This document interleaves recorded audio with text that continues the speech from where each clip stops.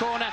He could and should at least move up to the front row with this one over the line. Yes. And he goes fastest. 17.529. I was very happy with the balance of the car, so after the first run I said just put another set of tyres and let's go, and thankfully it was just starting to spit, but I was able to get a clean lap.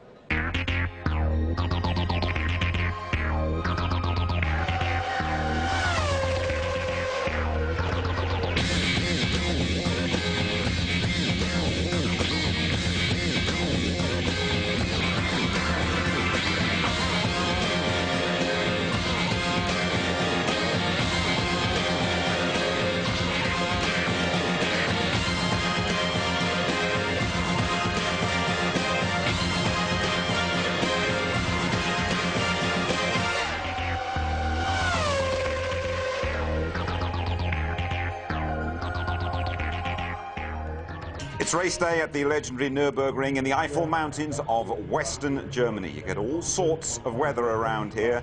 It's a cool 10 degrees. It is threatening to rain for the European Grand Prix. Hello there, welcome to the ITV Trackside Studio. A brilliant vista we have here at the Nürburgring as well. David Coulthard still hurting after that plane crash, but he's stuck his McLaren on pole for the first time in 2 years. And how appropriate that alongside Tony Jardine in the studio, we're joined by Norbert Howard, Mercedes Motorsport Director. Norbert, welcome. High hopes for David this afternoon? Yes, for sure. I mean, he did a fantastic job. He did not only do a good race in Barcelona, he really handled it very well today and yesterday's practice. And I think even if the circumstances would have been right, let's say that the whole hour could be used for the qualifying, I think he would have had a very good chance to stay on pole. The 1:17.5 he did is a remarkable achievement, I have to say. Do you detect a new, a more determined David Coulthard, particularly after the plane crash? I'm not so sure. I think he was just underestimated, not by me, because I knew what the guy is capable to do, and he is a great race driver. He learned a lot, and we're working together in the 5th year right now, and he improved his performance continuously, and I think he even will be better in the future. And let's say he's going to have a couple of race wins, then that would be the major breakthrough, and I think he can do it. OK, Tony, let's have a check back at that qualifying hour, almost a half hour, really, where it all happened before the rain came here yesterday. And, I mean, Michael Schumacher and Coulthard, there was a real battle going on. Hakkinen was involved as well, but it was all a question of finding that sweet spot in the hour, wasn't it? There was a sense of urgency to it, and none more than David Coulthard, as we're watching here, and his timing was impeccable. But I just think that because he'd had the accident in the morning, he'd run off on the track there, done some damage, that made him not make any changes to the car. He was quite happy with the car. For once he left it, and off he went. And then out went Schumacher as well, who went about half a second quicker at the time. Well, we thought already there's a ding-dong battle going on. Schumacher wanting to perform at home, of course, he hadn't done that last year. Mika Häkkinen's not been that happy with his car all weekend. He's never actually been on pole at the European Grand Prix, but we thought he'd done it first inside 1:18, wasn't he? Yeah, I mean, the reliability factor, as he says, and Norbert knows, has been working very, very hard on things. A great qualifying driver anyway, a brilliant driver in Häkkinen. But here he had some problems with the brakes in the morning. He did say afterwards, my car is not the same as David's. I'm not 100% happy. He's not normally like that. And down in 3rd place on the grid. Nonetheless, I expect to see fireworks from him in the race. And then, almost within seconds of each other in that session, David Coulthard got his pole position and Michael Schumacher was just fractionally behind him. Yeah, and I think, well, David Coulthard, of course, when he was saying here, he actually purposely kept off the curbs. He said, perhaps I lost a few tenths of a second here. He went round, and this is great because I unlike Norbert, I think he is a bit stronger. I think he is a bit ruder. He is ignoring a lot of the interviews. He is more determined than ever. Right after this, Michael Schumacher went out, and he couldn't better lap. And again, this thing that we see every now and again, despite Schumacher's brilliance, he makes the odd mistake. He made 2 mistakes down at the Dunlop curve twice, where he outbraked himself. And he's using this development engine, which they're now going to use in the race, which Jean Todt said originally they weren't going to use. So we'll see what happens with that engine. OK, Michael Schumacher, the quickest in warm-up this morning. Right, let's hear from some of the drivers, shall we? Starting with a rather downbeat world champion. My car just wasn't right. It just was not performing as it should have performed. And I was not able to maximize or to get the best lap time. Well, feeling comfortable.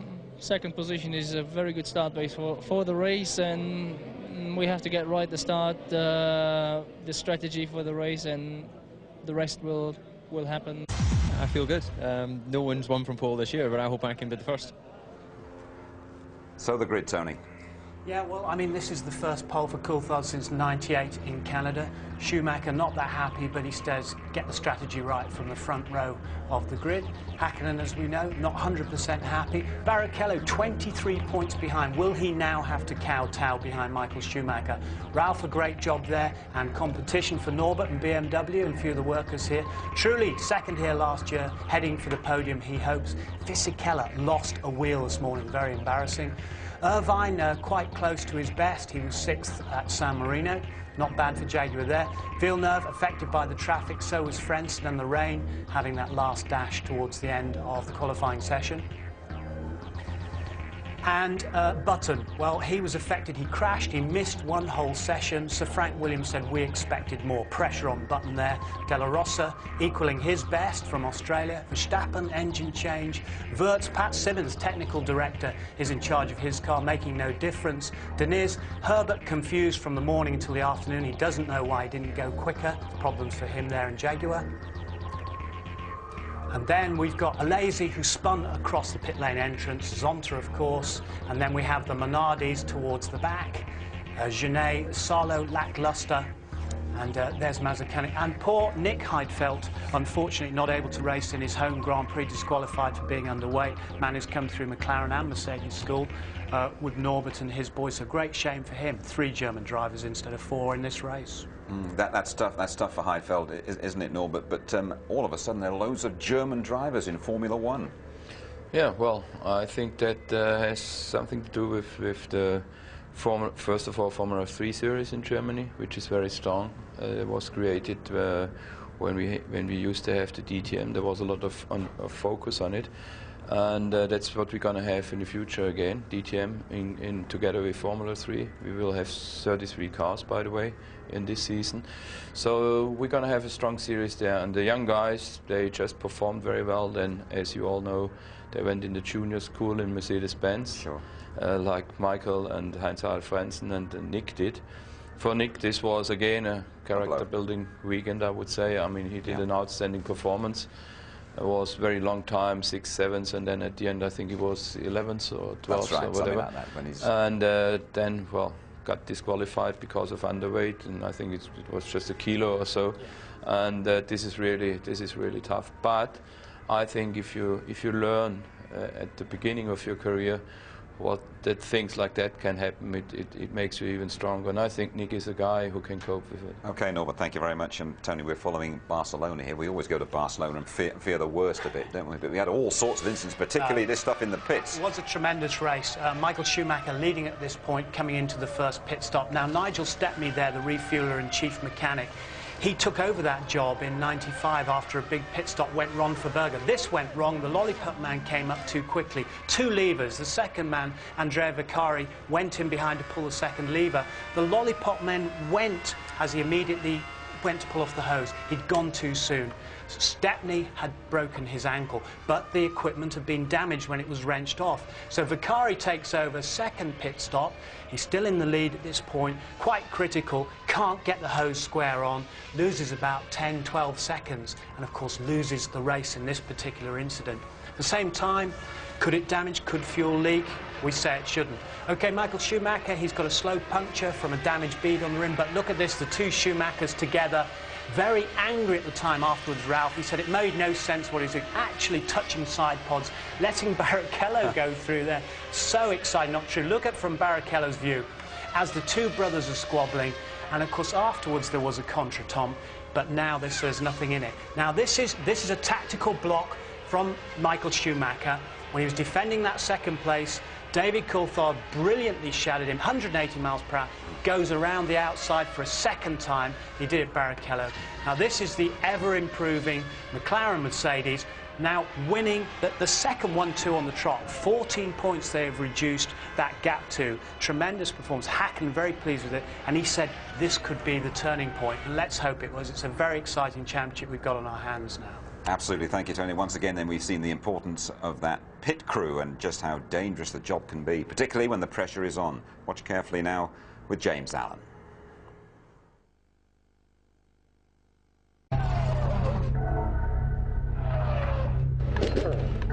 Formula One drivers are used to pressure, but more and more the pit crews are finding that they decide the result of a race. For the mechanics, a pit stop is exciting, difficult, and very, very risky. It takes just 3 or 4 seconds to change the wheels. The really time-consuming bit is putting the fuel in, whether it be a 6-second splash and dash or 11 seconds width, which is enough for half the race. Now, the man who controls the pit stop is the lollipop man. He has to look out, make sure all the wheels are back on the car, and most importantly, the refueler is off before he's happy to let the car go. Sometimes it all goes horribly wrong, as in Spain 2 weeks ago. Schumacher in, leading the race. This pit stop is going to be absolutely crucial. In goes the hose, down goes the lollipop. New wheels and tyres on. Lollipop off, and oh, the hose was still in. The lollipop man thinks he sees the refueler pull off. He releases Schumacher. Too late, he realises his mistake, and the refueler breaks his ankle. So let's take you down to the pit lane and show you why it's such a risky business. As you can see, there are 2 of us doing this because it's so heavy, about 30 or 40 kilos when there's fuel in it. You put it on, I've not even got it lined up when it's stationary. Push down the black handle, there's a flow meter here, number of seconds going in of fuel. When you're happy, enough fuel in, you pull this handle back, get hold of this one and pull it away. Easy enough when it's stationary, but much more difficult when it's moving. And more difficult still when you're wearing cumbersome fireproof gear, helmets and breathing apparatus.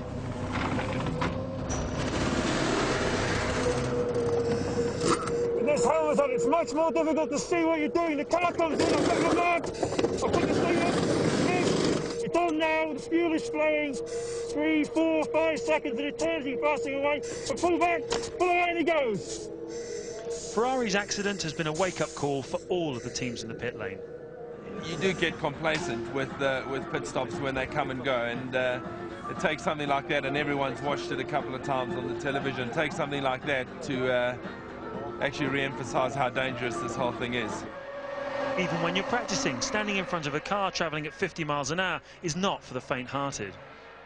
It's all about routine and practice, and when that routine is broken, you have to replace the #1 refueler. As Ferrari did, the pressure is really on. Beccari has gone back to his old job, and Pietro Timpini will do the refueling. He's been practicing all week, but how will he do this afternoon when the pressure is really on?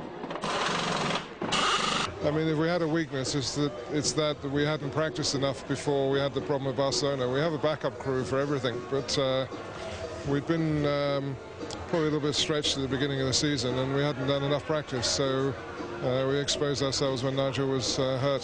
Whoever does the job is going to be under a lot more pressure than he appreciates. It is singularly the most difficult task in the pit stop. Yeah, half a second in the pits is the race, so there is a lot of pressure on the guys to perform, as much pressure perhaps as a driver. So and of course you've got 15 or 20 guys involved in the whole process, and one slight misjudgment by any of them can cost you the race. Last year at this race, Ferrari had a bit of a miscount. Well, this is ludicrous. This is now they're going to have a committee meeting about it. Stick it on and send him out. While at Silverstone last year, a troublesome wheel nut lost Hakkinen a certain win and 10 points. But with overtaking on the track so difficult now, places are often changing in the pit lane. The best feeling of all for a pit crew is when your handiwork means that your man nicks a place off his rival. Who's going to get away first? The Ferrari should be easily away first, and it is. Oh, that is so good. Well done. Amazing stop there from the McLaren boys. Watch out for more of the same here this afternoon. And our thanks to PAR for all their help in making that feature. Are the teams, the pit crews, a little bit more apprehensive, a bit more worried now after what happened in Barcelona? Well, you certainly have to know that it is dangerous, and you know, this is everything has to work together in the right, precise moment. Otherwise, it's dangerous. But our guys practice a lot, but you never know. I mean, there is a certain risk, definitely, but we just hope that that we can handle it. And I think our guys did a great job this year. And the last example was fantastic. I think that's how it should be. Okay, thanks, Norbert. You'd have heard the cars out half an hour ago to the start of the European Grand Prix. Let's just sample a lap, shall we, of the Nürburgring in Western Germany. We are around about 50 miles or so from Cologne, 3 miles each lap. That first corner so tricky. Remember Deniz flipping over last year. Here's Martin Brundle. It's Rubens Barrichello at the wheel of the Ferrari. Thanks, Martin. Okay then, Norbert, you know this place very well indeed. We can't work it out. We don't know what the heck's going on with the weather here. What do you think is going to happen this afternoon? Well, I think nobody knows. You know, you can know this place as long as you like. You cannot predict the weather at the Nürburgring. In a moment it's dry, but I'm sure there are going to be some surprises this afternoon. And even if you are born here, you know, the Eifel keeps surprising you, definitely. Yeah. We've had a forecast. It says storms and high winds. How do you react to that? It's normal. Yeah. No, but wait and see. I mean, it depends. You need a little bit of luck. You need to be at the right place at the right time. And I think we are quite strong. And I have to say, McLaren. You're on a roll at the moment, aren't you? Yeah, they are, absolutely. And they're doing a great job. You know, everybody thought we are under pressure, but this is a great team. And no matter what happens today, we're going to be strong during the course of the season. I do not know whether we can be world champion again, but we certainly are going for it. And, well, we are quite relaxed on it. Thanks very much indeed for joining us today, Norbert. Okay. We appreciate it. Thanks. Thank you. Okay, then, well, there it is. Bit of rain for you, Norbert, before you go away. You can see it is all around here at the Nürburgring, and it rained about 3/4 of an hour ago pretty hard, and it looks as though we are into more of the same. Well, just looking back at last year's European Grand Prix, the form book was thrown right out of the window. The weather has always played a part. A British winner emerged from 14th on the grid. Yes, nice one, Frenson.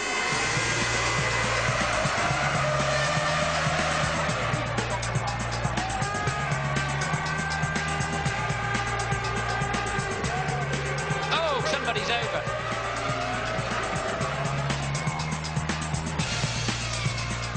He's a lucky bunny. Umbrellas up. Here comes the rain.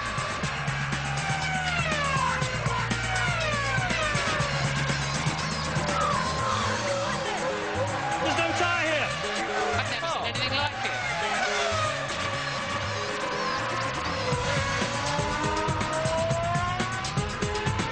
Frenson stops on turn 3 and Eddie Jordan is gutted. Oh no, Coulthard off the road. David Coulthard has gone off. Wow, my God, this is unbelievable.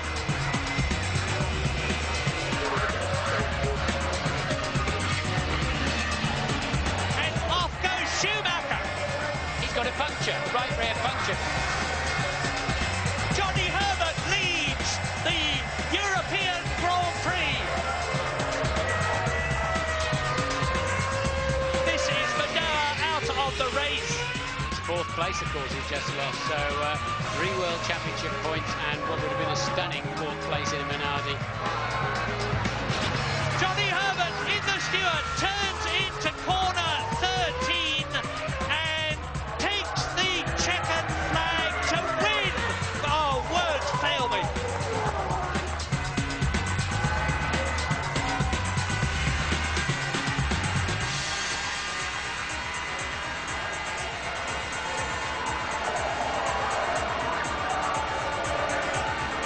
Well, for Stewart, Reed Jaguar, and the big cat has whimpered so far in Formula One. We'll be asking why. There's a revealing interview as well with the '97 world champion, Jacques Villeneuve.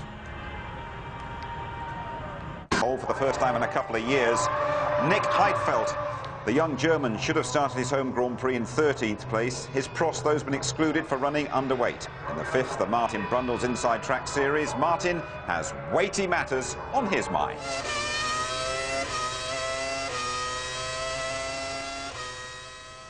This week we're talking about weight. Now, Article 4 of the regulation says the total car must weigh more than 600 kilograms, so that's easy then. Actually, in true Formula One style, it's not at all easy, because that weight must include the drivers. Of course, when the car comes in for qualifying, the driver is sitting in the car and it's easy to weigh. But after the race, for example, the driver is long gone. So the FIA must know the weight of all the drivers, and the teams must check, especially for qualifying, where they're very, very close to the limit, the weight of their driver each day. The minimum weight limit was originally to make sure the cars were sturdy enough, but that's now been superseded by crash tests to make sure that the driver is safe. So now it's an equalisation process. The lighter drivers are 60 kilos, the heaviest are 85, and those heavier drivers would be penalised by up to a second per lap. But the teams are smart. They now build the cars up to 80 kilos underweight and then use ballast, moving it around the car, lowering the centre of gravity and tuning it. You'd be amazed what a difference just 5 kilos moved from the front to the rear makes to the handling.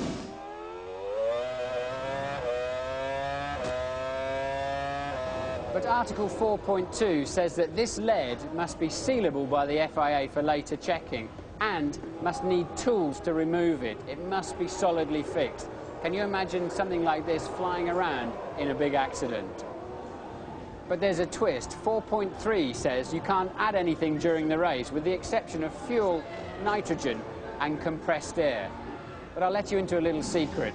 The drivers are also told on the in-lap, the slowing down lap after the race, to go offline and pick up all the debris, discarded rubber that they can on the tyres. That can add over a kilo to the weight and could prevent you from being thrown out of the race.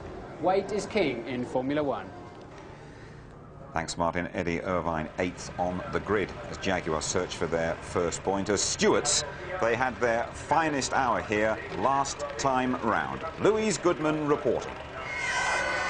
It was the crowning moment in Stewart's brief history. The team scored not just a maiden victory, but almost 40% of its 99 points tally at the Nürburgring. 8 months later, it's a different story. Stewart's out, Jaguar's in, and the scoreboard's reading 0. We had bonuses last year, and we have to look at them as bonuses and not reality. We had a quick little car, it was okay, and at the end of the season, Johnny and Rubens were both up there with it. But it's a whole package. You know, generally, I don't believe we've done as good a job as a team as the other people have done as a team, even though we still have moved forward a bit. I think we were lucky that we had a good car, but everybody obviously has caught up and actually probably done a bigger jump than we have. I think we have a better car than we had last year, but I think other people have better cars, a lot better cars than they had last year. And of course, as you can see from the grids, it's so close, and 2 tenths can make a big difference on the grid. Jackie's resignation created a void at the helm, and it suggested that the team suffered a lack of direction in the changeover from Stewart to Jaguar. It wasn't really a lack of direction so much. It was just really a lack through the winter of really knowing what we were doing. You know, there was times you felt you were actually going, just a racing team going racing, and you couldn't quite get your hands on why you were doing it. You know, there was a company owned you that you never saw, and it made it quite difficult just to get decisions made. That was the basic thing. I think everything's being done that could be done at the minute, but it's not enough, and all our guys know it's not enough, but they can't do any more. It's a very small team, very limited resources, very small infrastructure, you know. This team is a long way from being where it needs to be. They know that, and that's what we're, you know, all the processes are happening at the minute, but it's going to take time. The man charged with turning things round is Neil Ressler. He's a new face in F1, but comes highly recommended. He was Ford's chief technical officer. To compete against the big teams, I think you need someone's vision like Neil's who can look at the future and see what needs to be changed to make it a big concern, to make it a more competitive package. He's not used to the dog-eat-dog world of Formula One, I think, but he'll learn that quick enough because he's not stupid. I honestly, so far, I've been very impressed with him. And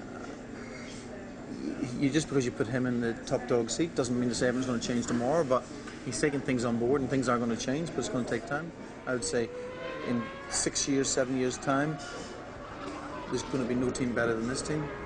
Eddie Irvine needing a good start to score today. Well, over the past couple of race weekends, we've seen a fascinating interview with Michael Schumacher. Now another former world champion pulls no punches with Martin Brundle. Yeah, it's Jacques Villeneuve, winner here in '96, world champion a year later, but now struggling to push his BIR to the front.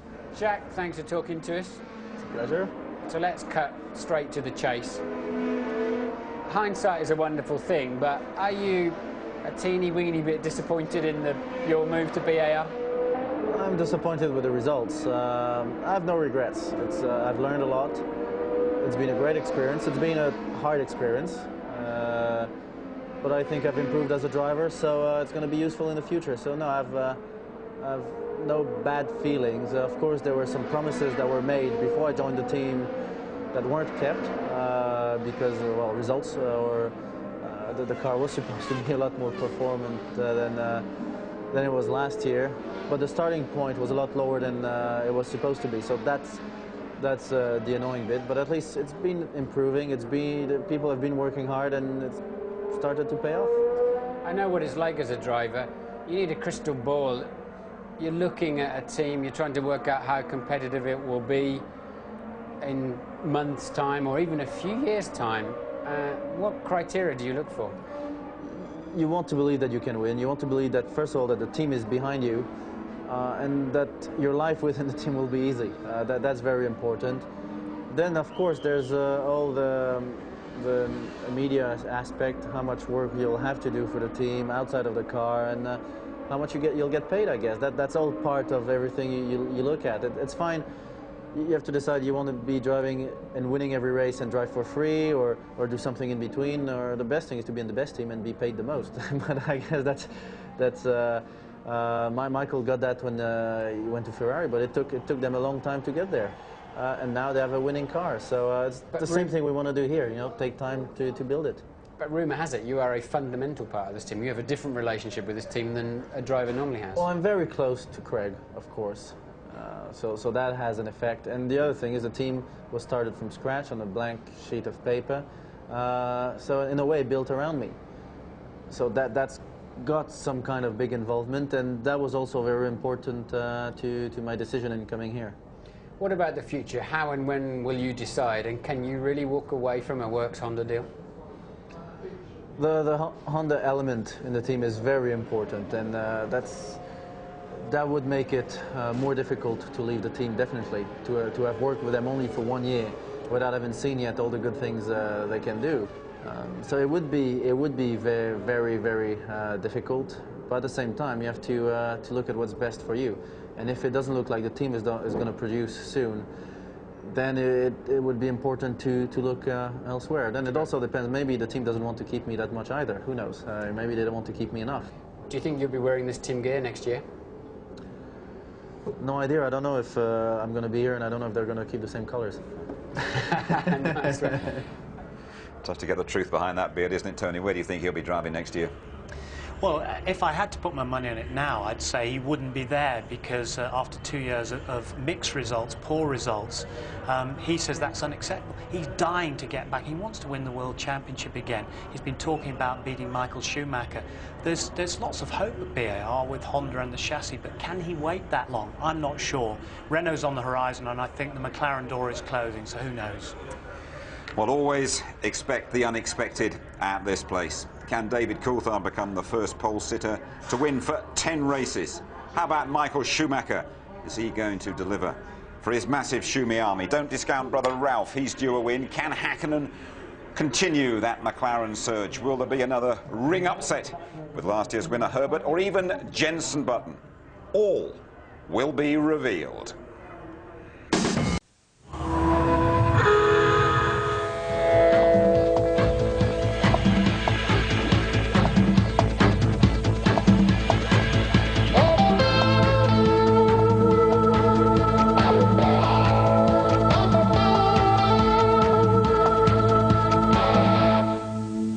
It's the European Grand Prix at Germany's Nürburgring. Whatever you do, don't miss the start and the 180-mile-an-hour dash to the first corner, the Castrol S. Rain and high winds are forecast within 20 minutes. Excitement guaranteed.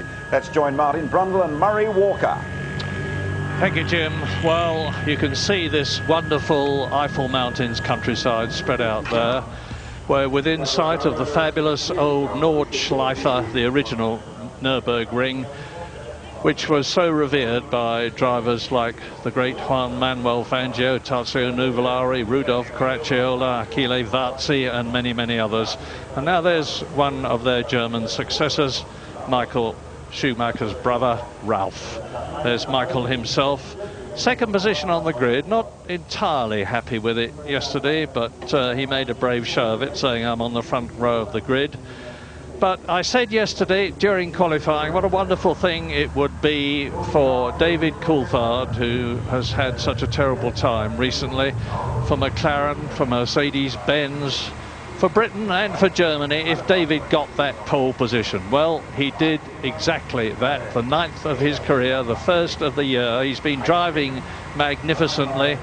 After all, he has had 2 second places this year. He lost one of them through no fault of his own, through a problem with the car when it was checked. But he's also won the British Grand Prix, and he's well up in the World Championship, just 2 points behind his teammate Mika Häkkinen and 16 points behind Michael Schumacher. So David Coulthard is very much in the running from pole position for another win here to improve his World Championship position. But that's one of the men who's going to be trying to stop him, Mika Häkkinen, and of course not only Michael Schumacher in the Ferrari, but Barrichello, Rubens Barrichello in the second Ferrari. The front row of the grid, the 4 fastest drivers, the 4 best cars, 2 Ferraris, 2 McLarens, but let me mark your card straight away. 2 men to watch particularly at the start. Ralf Schumacher, who is in 5th position on the grid in the Williams BMW, behind Mika Häkkinen, and Jacques Villeneuve in the BAR. You've just been hearing from Martin and from Villeneuve himself. They're both demon starters. We've seen a lot of that this year, and we could be seeing it again here. I think tactics are everything this afternoon, Murray. I think that we could well see 2 Ferraris that are going to be very active in the early part of this race. I think there could be completely different strategies between McLaren and Ferrari in how they're going to run this, how they're going to try and anticipate the weather. So we could see quite a strange first few laps, I think, as they shape up. Coulthard's fine. Bit of adrenaline running through those cracked ribs, he'll be all right. And Häkkinen certainly seemed on a mission in this morning's warm-up. I don't think Michael Schumacher really was that disappointed with second on the grid. He's on the harder tyre, suits his driving style, suits the balance he wanted in the car, and we know them to be about 2 to 3 tenths slower on one flying lap than the softer tyre. So I think he felt that front row of the grid was probably just fine. So Michael is right. They've been changing the wings, the downforce settings down on the grid. They're relying a lot this afternoon on their weather forecasters, and I think they've taken positions that could be quite significantly different as to how they want to run this race. I agree with that entirely, because only 4 drivers are on the harder compound Bridgestone tyre. They've got a super soft tyre here for the first time this year, and the soft tyre, which is actually the harder one here today, is being used by both the Ferrari drivers, Barrichello and Michael Schumacher, by Jacques Villeneuve and by Jos Verstappen. And I certainly know in the case of the Ferraris that, as Martin has said, it's because they just get a better balance on the car. They tend to go off after about 10 laps, so Michael Schumacher will be looking to get ahead as soon as this race begins. But in order to do that, he's got to pass David Coulthard. Yes, Michael Schumacher there, look, with a virtually brand new set of tyres. We saw, as you were talking there, they ran it. Is that Coulthard's front left?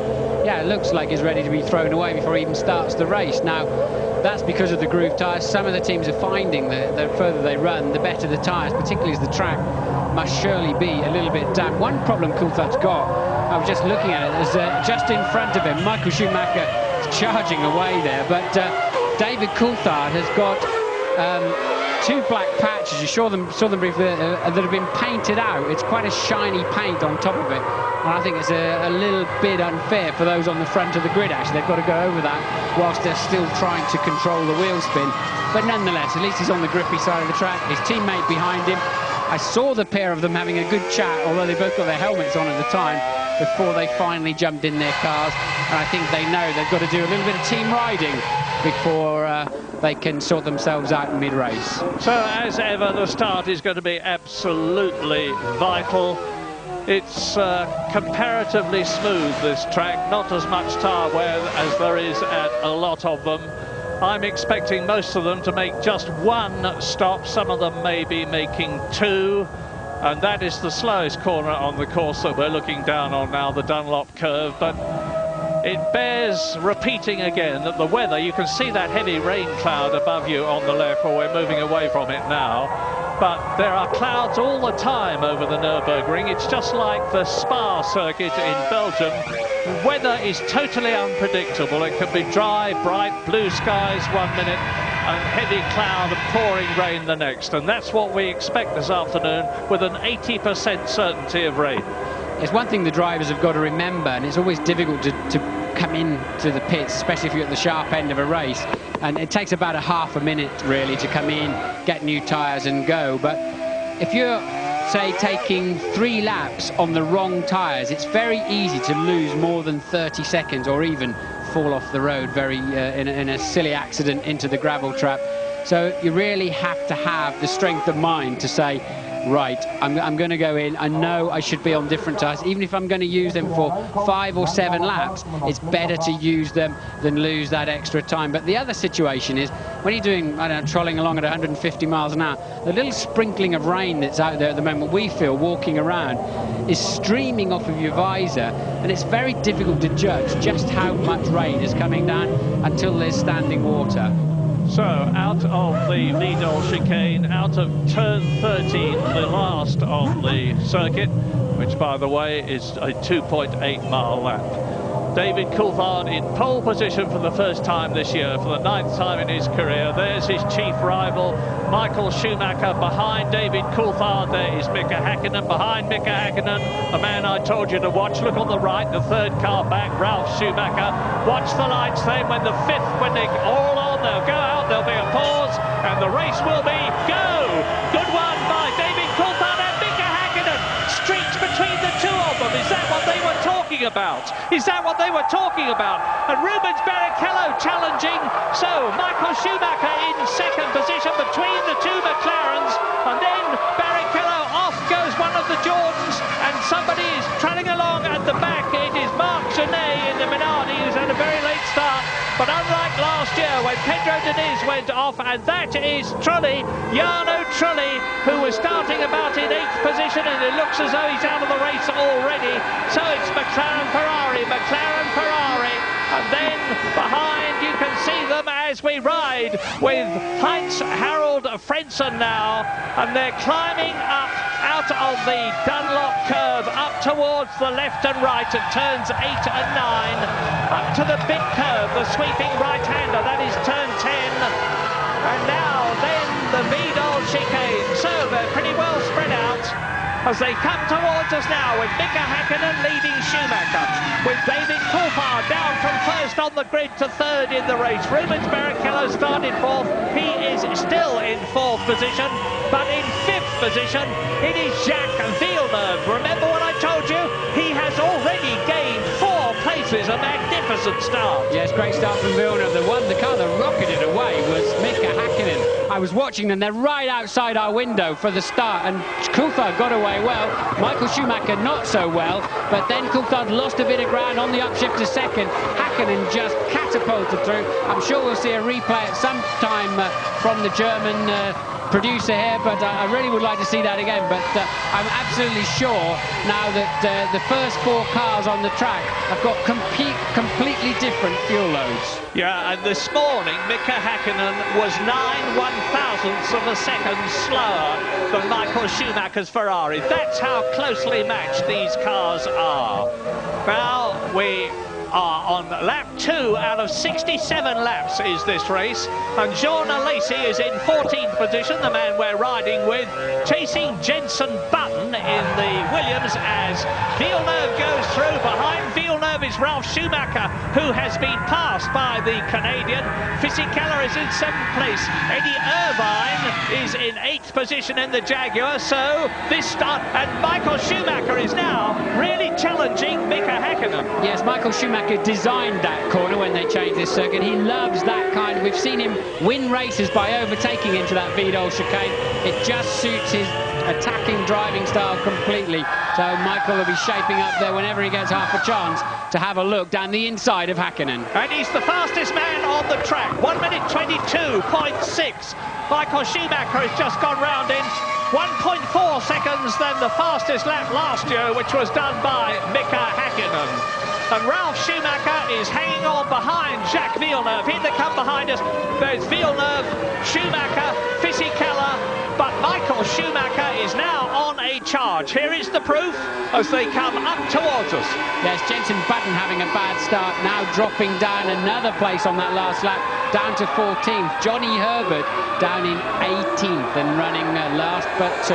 Here's a replay of the start. There's the wheel spin. I can see black lines outside my window off the grid. Here we go now.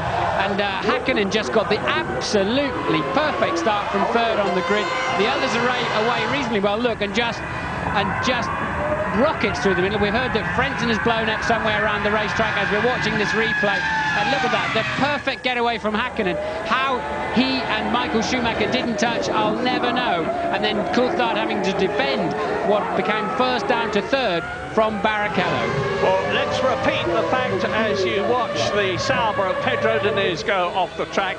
And here is Frenton retiring, and his teammate Jarno Trulli is already out of the race. Well, you can see what the problem is there. His Mugen Honda engine has obviously had enough already. So both Jordans are out of the race, and we're only on lap 4 now as Frenton waves to his countryman, and Häkkinen comes towards us. Schumacher 2nd, Coulthard 3rd, and look at the way that Michael Schumacher is pushing the McLaren in front of him. And I remind you, Michael Schumacher is on the harder tyre. Mika Häkkinen's got a beautiful balance on the softer Bridgestone, and he's definitely got the advantage at the present moment, notwithstanding the fact that Michael Schumacher has made the fastest lap. In 7th position behind Ralph Schumacher, it's Fisichella. 8th is Eddie Irvine. 9th is De La Rosa in the Arrows. Verstappen is 10th in the second Arrows, and Schumacher is continuing to harry, push, get his front wing right under the rear wing of Mika Häkkinen's McLaren as they storm round this track. Now, the record lap here is held by Heinz-Harald Frentzen, just a whisker under 130 miles an hour in the Williams in 1997. Different specification then. The cars were faster, very little in it now, and Schumacher is continuing to push. We're on lap 4 already.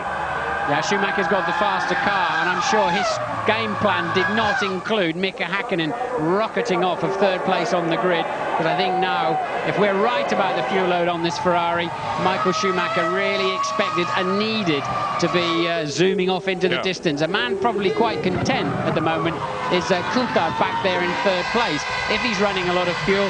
And I think it's a smart idea this afternoon. You need as big a window as possible to give you the best chance of needing to come in for fuel when it starts to rain. So you need it's worth carrying a bit more fuel to widen that window, if you understand me. And did you hear what Martin said? Not if it starts to rain, when it starts to rain, because we're virtually certain that it's going to do so. And the teams have been frantically revising their strategies to take account of that.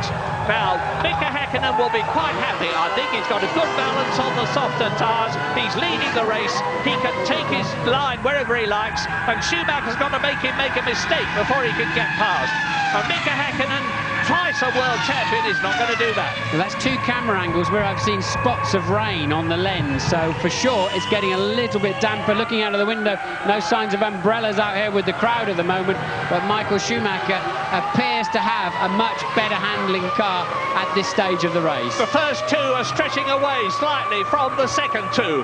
Hakkinen leads Schumacher, there they are, and David Coulthard is 2 seconds behind them with Rubens Barrichello tucked under his wing. Jacques Villeneuve is 6 seconds behind Barrichello. Fisichella is right behind Villeneuve in 6th position. Ralf Schumacher is 11 seconds behind the leader in 7th place in the Williams. Then it's De La Rosa. And hello, what's happening here? Off goes the Sauber again. And this time, again, it is Pedro Diniz. He does not like this circuit.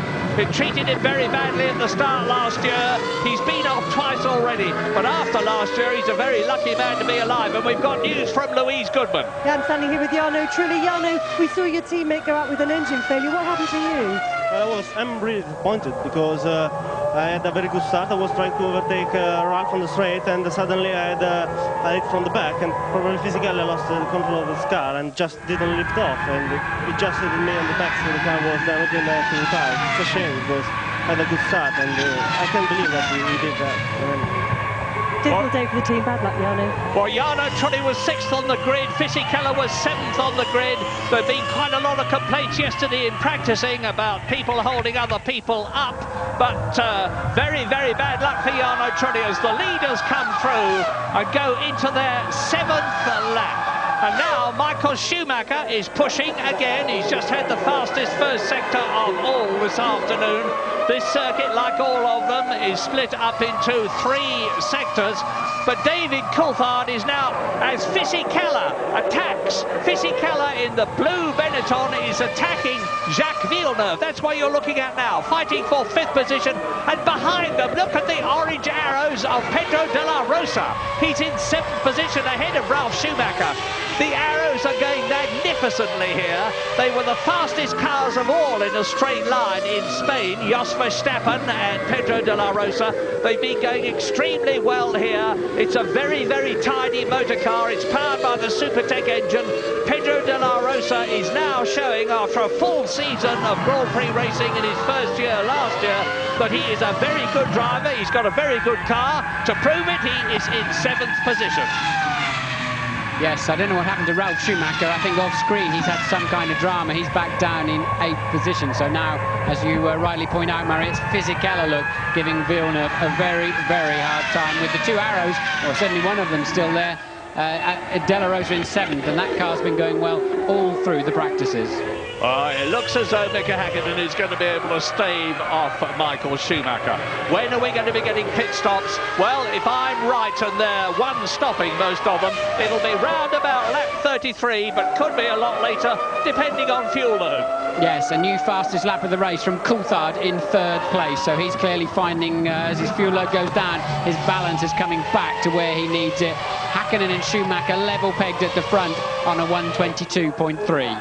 Now, I have to say, Martin, I'm a bit disappointed this year in comparison with expectations with Rubens Barrichello. Yes, he was 2nd in Australia, but and he was 3rd in Spain, but he just doesn't seem to have been on it the way that Michael Schumacher has been. We're riding with Barrichello now. He's in 4th position in the Ferrari, and he's 1.5 seconds behind David Coulthard's McLaren, which is the car that you can see ahead of us.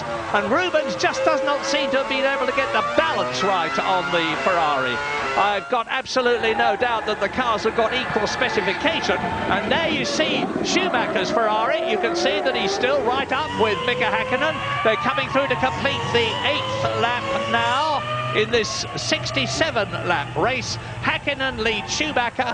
They are 2.2 seconds ahead of David Coulthard, just going over the grid now.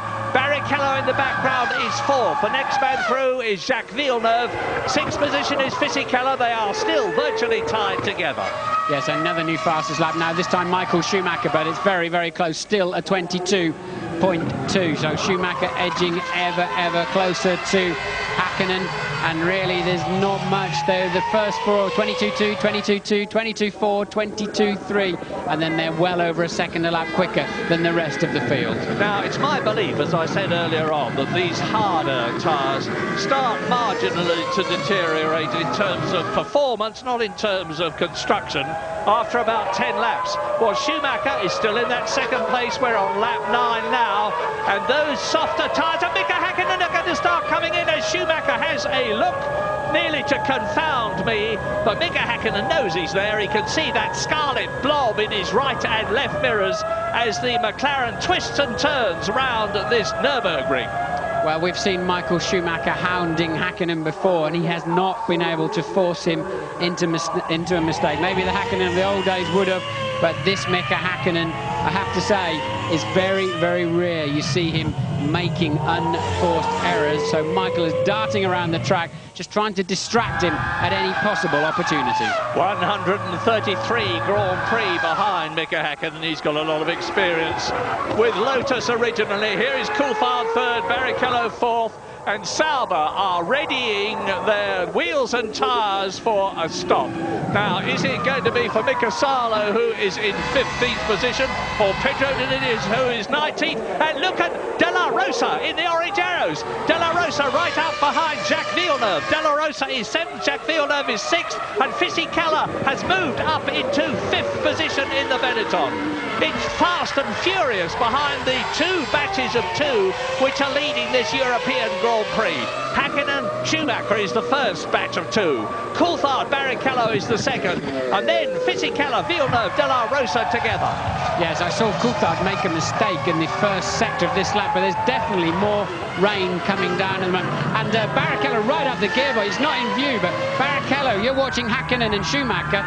Just behind that is Coulthard, just ahead of the sister Ferrari of Michael Schumacher. Rain right behind him, so definitely more rain coming down. And I'm looking to see if Barrichello made any kind of move on Coulthard for third and fourth place. Now, we had a Formula 3000 race yesterday, absolute mayhem. When the rain came down, this place turned into a skating rink. The asphalt is smooth, and these tyres have got minimal grip when it gets wet, and you've got to have a feather touch on the throttle. 800 horsepower behind each of these drivers, and they're absolutely on the ragged edge of sticking on the circuit when it's dry, never mind when it's wet. And you saw confirmation of what Martin said. Barrichello is right up with Coulthard. And the Ferrari is definitely working better in these tricky conditions. Both Ferrari drivers able to put, and this is how Fisichella took Villeneuve. Villeneuve couldn't find traction out of the Vidal into the Coca-Cola, the last turn. Fisichella, neat, tidy, smooth, decisive, right up the inside. And as we know now, De La Rosa then starts applying pressure to Villeneuve. James, what can you tell us? Well, Martin, of course, Michael Schumacher is on the hard of the two tyres, and we saw last year that as the rain falls and you get more and more standing water, they perform much worse than the super soft tyres which Mika Häkkinen has on. So at the moment he's doing well, but as more rain falls, and I can tell you it's falling more and more steadily now. Tremendous atmosphere here. James, Michael's got a real run on Häkkinen. Häkkinen's going to have to defend his line, otherwise Schumacher's going to outbrake him. Well, you made that too easy there, Mika. You had to defend that. 400 metres, 400 metres earlier. Too easy for Michael Schumacher. No good having a look now. Well spotted, Martin. Beautiful, beautiful drive by Michael Schumacher, who has to make... Häkkinen gives way. The Ferrari mechanics wave in delight. So now it is Ferrari, McLaren, McLaren, Ferrari, and that yellow and red flag is to indicate that the circuit is getting wet. They'll know that. They'll see these raindrops coming towards them and bouncing on their visors. And now, remember, Michael Schumacher is the absolute rain master of Formula One. One of the greatest drives I've ever seen as we see this replay of Michael Schumacher diving up the inside of Mika Häkkinen, who has to stay out.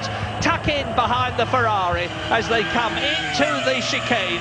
And that is where Michael Schumacher brilliantly passed Jean Alesi's Ferrari years ago when Schumacher was with Benetton to win the European Grand Prix, because Schumacher has won this race twice already, 94 and 95. So you'll see the red and yellow striped flags waving, normally referred to as the oil flags, but actually it's the slippery track flag.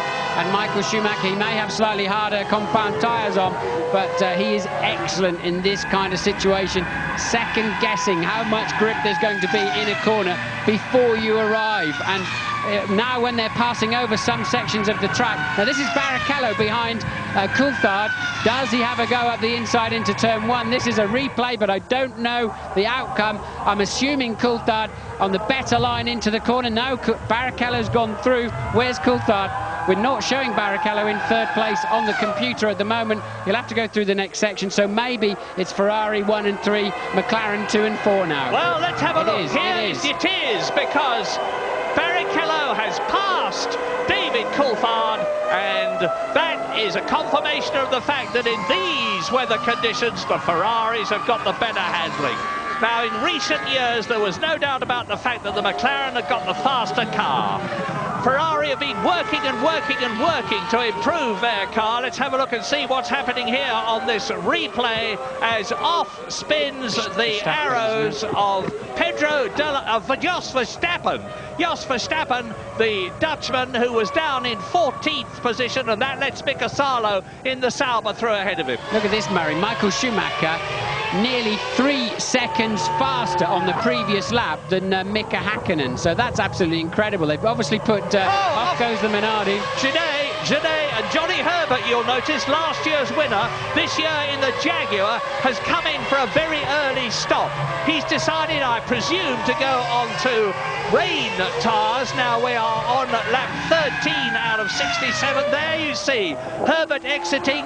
It doesn't look to me as though he is on rain tyres. It's very difficult to tell when the wheels are rotating as quickly as they are. But just look at the lead already that Michael Schumacher, having passed Mika Hakkinen, has built up over the McLaren driver. And Rubens Barrichello in the second Ferrari is catching Hakkinen. He was about 5 seconds behind him. He's now 3.3 seconds. There is Hakkinen looking visibly, to me, slower than Schumacher and Barrichello as he rounds turn 13, followed by David Coulthard. Yes, now remember what I said at the beginning of the programme, that if you go 3 or 4 laps losing 10, 12 seconds a lap, then you may as well be on the other tyres. Now which they're doing, they're now 14 seconds off the dry pace that they started this race at. Maybe they should be in, coming in. Yes, I think they should now be in, getting some wet tyres on. But a lot of them are hanging on. Now is the moment for some wet tyres. But the problem is second-guessing the weather. Will it stop raining and dry out immediately? I think they should now be in for wets, and I'm expecting them anytime soon. As De La Rosa's 7th challenger, here is Verstappen coming in the arrows. Behind him, Mika Salo in the Sauber. And behind David Coulthard, who is in 4th place, Fisichella is on his own in the Benetton, but what a struggle behind him as off spins again the Minardi. This is a replay of Marc Genet, Jacques Villeneuve, De La Rosa, Eddie Irvine in the Jaguar, and Ralf Schumacher are absolutely together on the circuit, fighting for 6th position. There's 6th, 7th, 8th and 9th, but 4 car lengths covers them. As Genet, who has spun off and lost his front wing, you see, comes in for a new nose cone and wing assembly. Michael Schumacher leads on lap 14 out of 67, 53 laps to go. Well, Schumi stayed on the racetrack. I mean, I can't see where the weather's coming from, but Schumi's decided to stay. I mean, he's barely on the throttle as he comes over the line. Let's see his lap time. It's a 41. That's 19 seconds slower. It takes you 30 seconds to make a pit stop. Okay, you've got to do another 30 seconds to come in and change the tyres again. And what was going on there, Murray? No, Ralf Schumacher doing the same as his brother as Pedro Diniz spins off. This is what the rain is doing. In comes David Coulthard from 4th position. But Ralf Schumacher's doing like his brother. He's driving magnificently in the wet. He's gone ahead of Jacques Villeneuve up into 6th position. David Coulthard goes out in about 7.4 seconds. And of course, he's got a new set of tyres on lap 15. And David Coulthard exits the pit lane as Fisichella comes through, still on his original tyres in 5th position. Now, this race is going to be a commentator's nightmare from now on as cars pour in, and Eddie Irvine in the Jaguar comes out behind De La Rosa still. I think it's going to be a commentator's dream, to be honest, Murray, because we're going to see action all through the afternoon. That is true. As these people guess, second guess, change their minds or whatever, but certainly on those lap times, they're better doing 2 or 3 laps on the wet.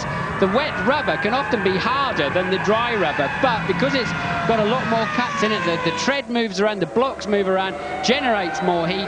It's a different type of compounding that gives more grip in cool conditions. So we know the Ferrari mechanics are out in the pit lane too. I think they'll have to respond to, yes, and that is Michael in the pit lane. Coming through what is a very slow last corner, and then over the white line at just 80 kilometers per hour. He's got to hit the button, and there are his team. He's got to hope he doesn't run over them as he did in Spain, but that was not his fault in the Catalonia Grand Prix, and I don't know if James is there. And behind him is Mika Häkkinen. So they come in first and second. Häkkinen stops. There he is in the background. There is Fisichella coming in. So all the leaders are coming in now. And you watch Schumacher exit after 12.1 seconds. That's a very long stop. How does Mika Häkkinen's time compare? Problem for Häkkinen's car, Murray. Long time putting the right rear on. So Häkkinen quite slow away. Now something's coming. He'll beat that out of the pit lane. So I think he lost just a few seconds there while they had a slight drama. And look, Coulthard is right up there with Michael Schumacher. Coulthard, who has stopped. Michael Schumacher has stopped. Schumacher is now just ahead of David Coulthard as they come up behind Jenson Button. Jenson Button in the Williams. And now Michael's on his out lap. He doesn't know how much grip there is. Coulthard's now on his first flying lap, and that's why Michael's having to defend quite aggressively there with David Coulthard, whose tyres are that bit warmer and he's got more knowledge of the racetrack. So lap 16, here is the order at the present moment as you watch Schumacher and Coulthard and Jenson Button keeping his Williams in between them. He's led Schumacher through. He's refusing to be passed by David Coulthard. This is costing Coulthard dear in the McLaren as Jenson Button fights for position and to avoid being lapped, which he has now been. No, that's for position, Murray, because he hasn't been in. Button, although he's on the wrong tyres, Button is actually in 7th place. Coulthard's taken that 7th place away from him, but he is on wets, but it has, as you pointed out, cost him dearly, and that will obviously be Rubens Barrichello's stop. Here he comes now. He should peel into the... Oh, even a job getting in the pit lane, look. You can see how slippery it is. It's a long, long drag into the pit lane.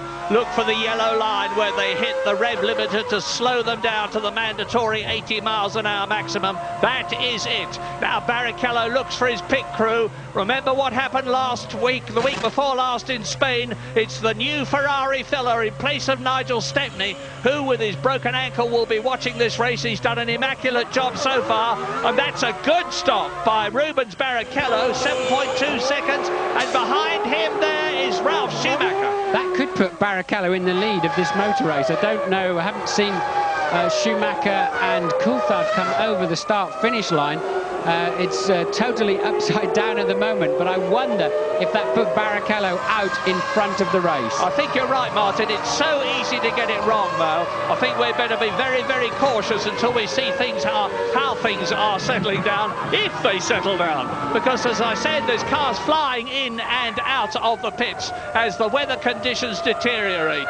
It's wet out there, but it's not lashing down with rain like it did last year. It could well stop and the circuit start to dry out. That is exactly what happened in the Formula 3000 race yesterday, which went all topsy-turvy when the rain came down.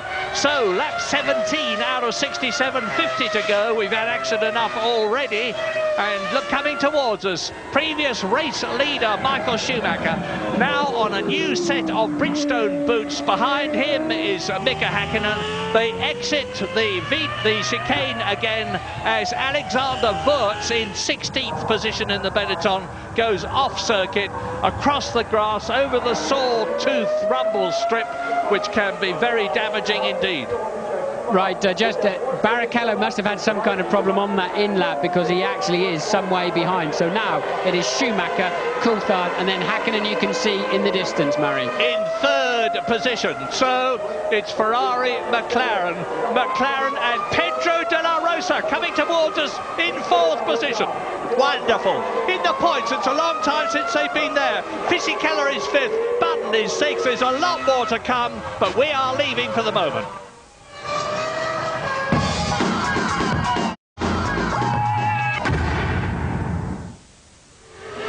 Lap 19 out of 67. What a motor race this is, as Michael Schumacher in the Ferrari leads David Coulthard by 7 seconds. But Mika Häkkinen, the second McLaren, is catching Coulthard.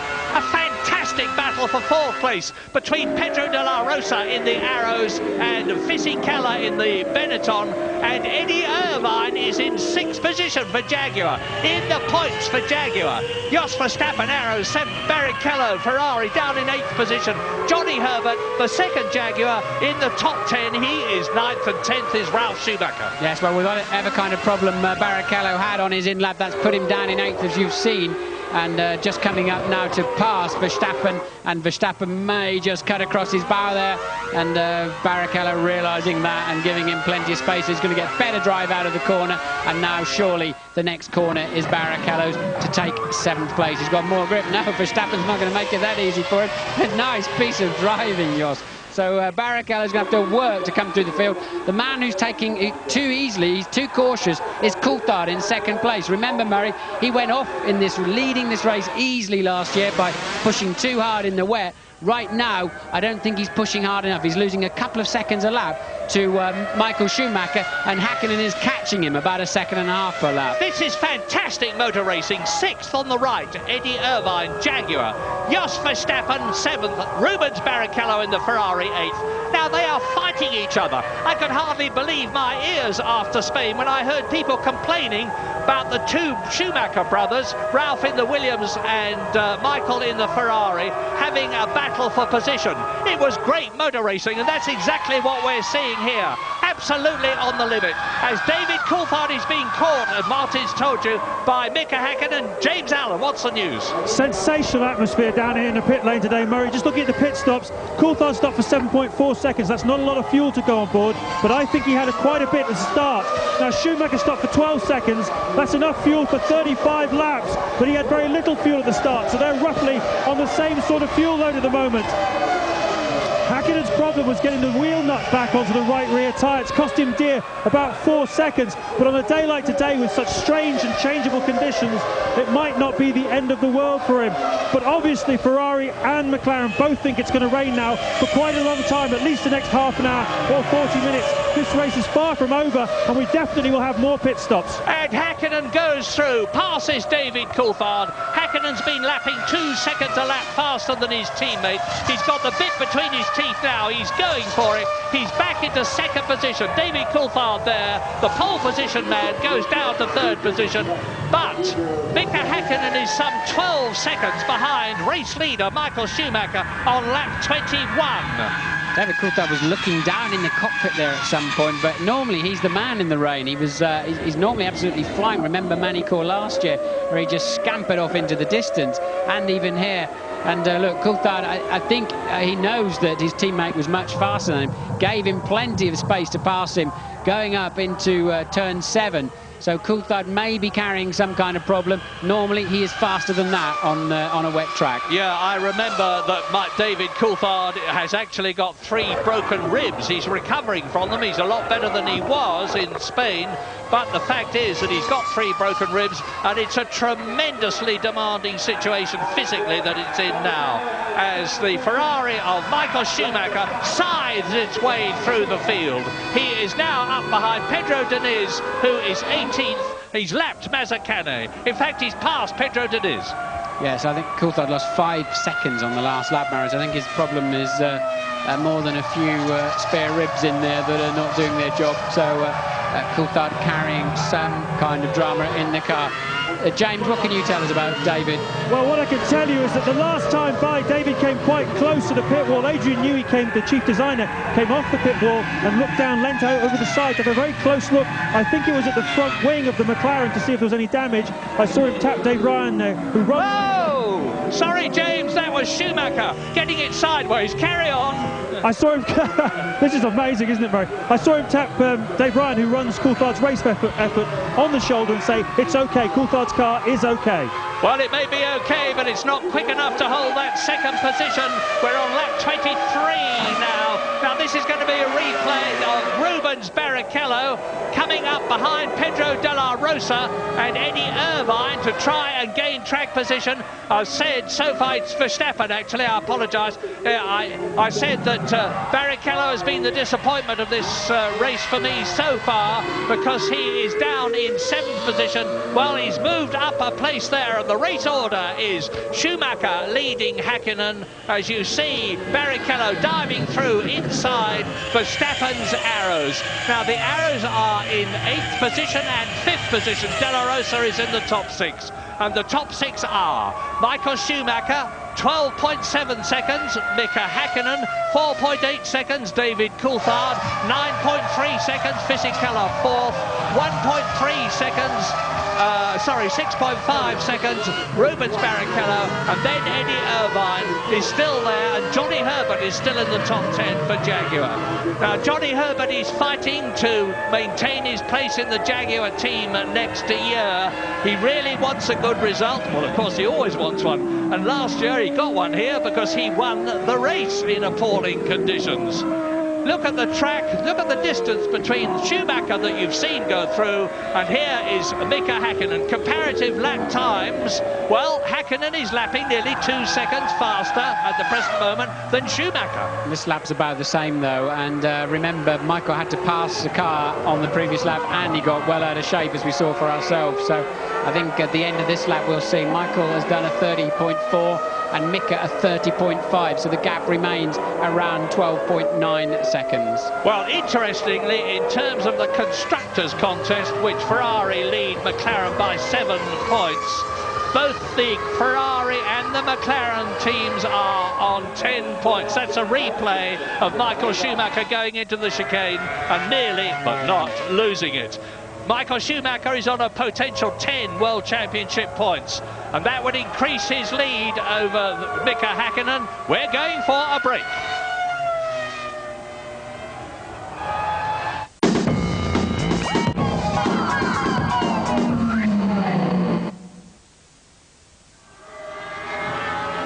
Lap 26, look at this replay of Michael Schumacher leading the race by 16 seconds, recovering from that half spin and keeping ahead of Mika Häkkinen second.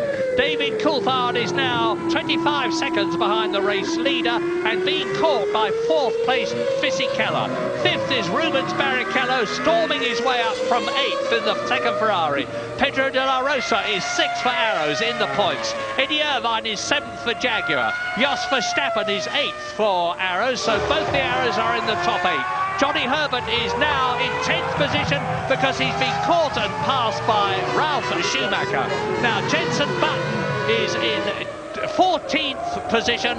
Retirements, only 2 so far, and sadly it's the 2 Jordans. Jarno Trulli went out right at the beginning, and Heinz-Harald Frentzen had a major engine blowout, and he went out very early indeed.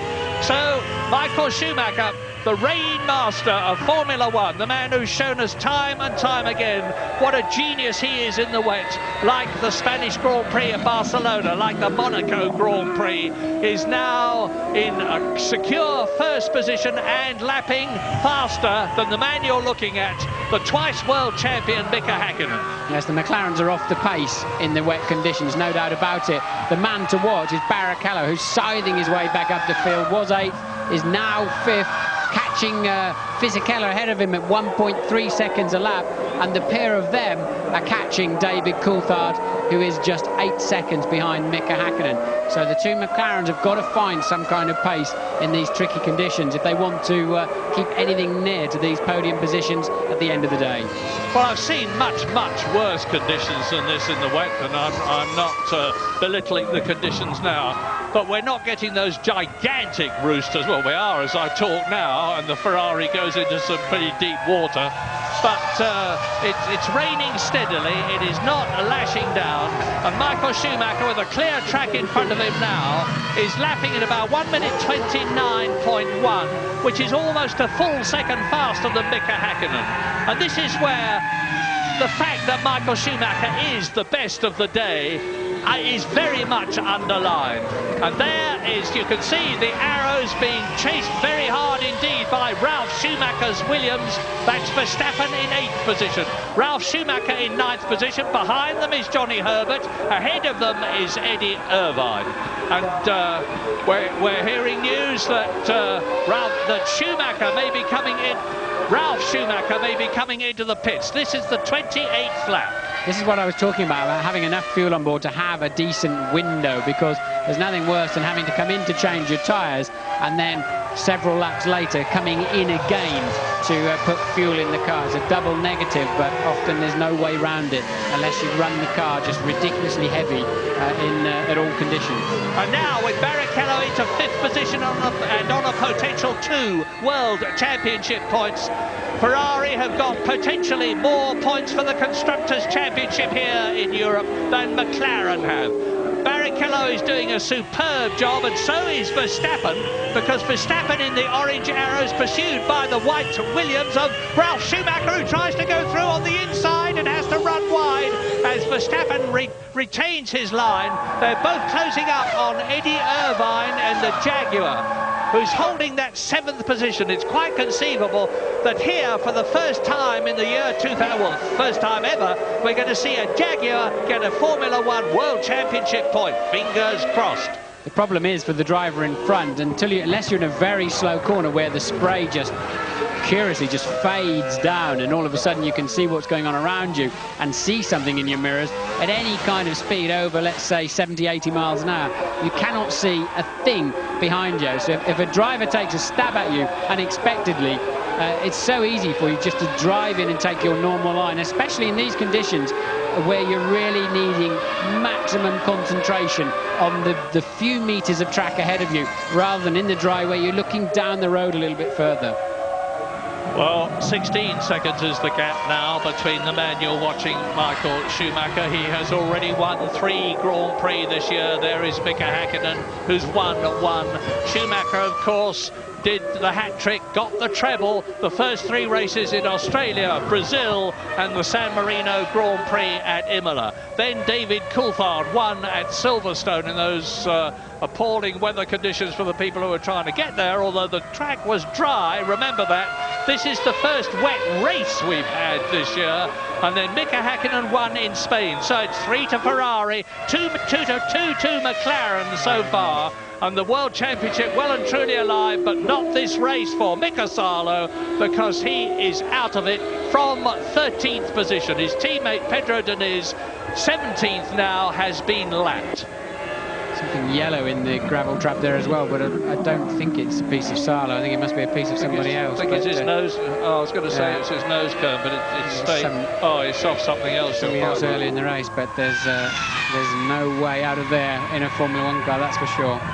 Mika Salo in a much improved Sauber this year, but their usual problem is that they start well and then start to deteriorate with a lack of development. But they've changed the management personnel and the technical personnel at Hinwil in Switzerland, and things were actually looking much better for Sauber, but not here at the moment, as David Coulthard in 3rd position is seeing, or will be seeing soon, Giancarlo Fisichella in Benetton, the man who was 2nd in Brazil, getting closer and closer to the McLaren.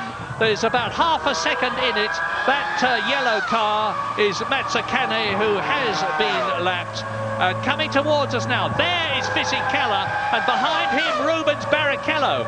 Now Barrichello, I remind you, has come up from 8th to 7th. From 7th to 6th, from 6th to 5th, and that's where he is now, and he's having a go at Giancarlo Fisichella's Benetton to move up into 4th position and get himself another World Championship point if he can stay there. Rubens Barrichello, of course, is no slouch in the wet. Remember how well he did at Monaco as Eddie Irvine battles battles with Jos Verstappen's arrows, and off they go. And that's Irvine and Schumacher. Ralf Schumacher out of the race. Ralf Schumacher out of the race as he was hit. Now, he's quite calmly going on, having lost the wing at the back of the Williams. He's going to go on and go back to the Williams pit, and Eddie Irvine is out of the race as a result of that coming together. Yes, they both lost the rear wing, but it's not like going in for a new front wing, 18, 19 seconds and a few bolts. The rear wing is fixed much more rigidly and in a more complicated way to the car, and effectively, and this is how it all started, look, with Verstappen defending his line, Irvine having to get out of it. They just touched, look, Irvine spinning, Ralf almost really just an innocent bystander and just clips the rear wing as he spins around, and you can see then Johnny Herbert slicing through. So Ralf there, he probably should have seen this one coming a little bit more, but Eddie getting in deep. Verstappen, we've seen that this afternoon, he just simply will not yield to anybody, and Ralf spinning off in sympathy and losing his rear wing. And that contact, as we see later on, made the rear wing of the Jaguar of Irvine also fall off. And it means that Johnny Herbert has moved up 2 places. He's only... Oh, and that is Jos Verstappen. No right front wheel. That's a big crash he's had. When we see a replay of that, I suspect it's coming down to the VDOL. That may mean a safety car. And it could be into safety car scenario here. It's going to be very tough for Michael Schumacher if that is the case, and I believe it will be, because they will have to drag that car off the circuit with one wheel missing as Verstappen runs in. It will mean that the hard-won 17-second lead that Michael Schumacher currently has over Hakkinen. Let's have a look and see what happens on the replay here as Eddie Irvine loses the rear wing-less Jaguar. No downforce, of course, so there would be no grip at the back. It just spins out and into the gravel track. Eddie would not have known his rear wing had gone missing as he went into that corner. He'd have been more surprised than anybody when that happened. We just got no signs of any safety car, so maybe they're happy to recover that car under waved yellows.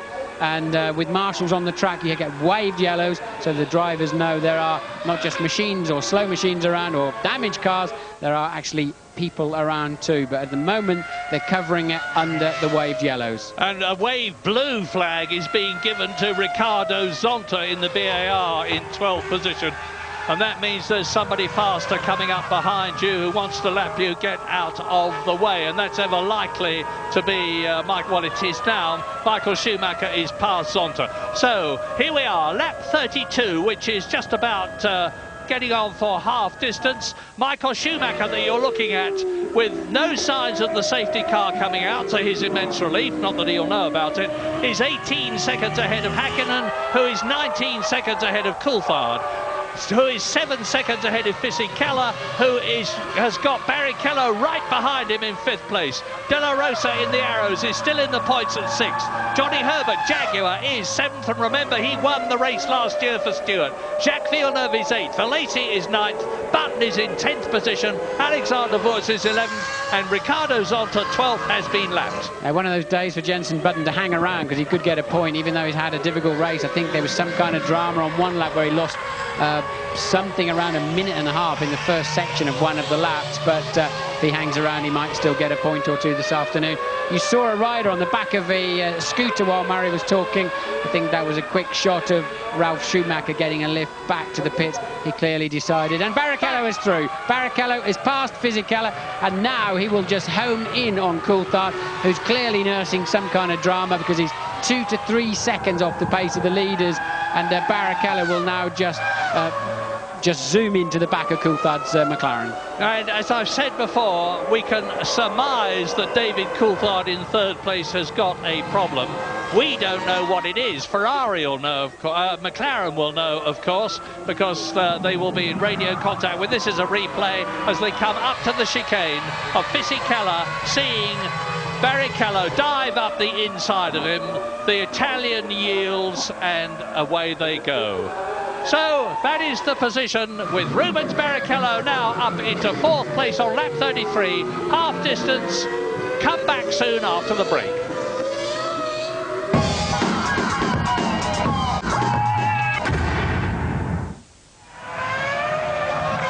Lap 35, Michael Schumacher is the leader, and here is the Ferrari pit crew waiting to get the Ferrari in.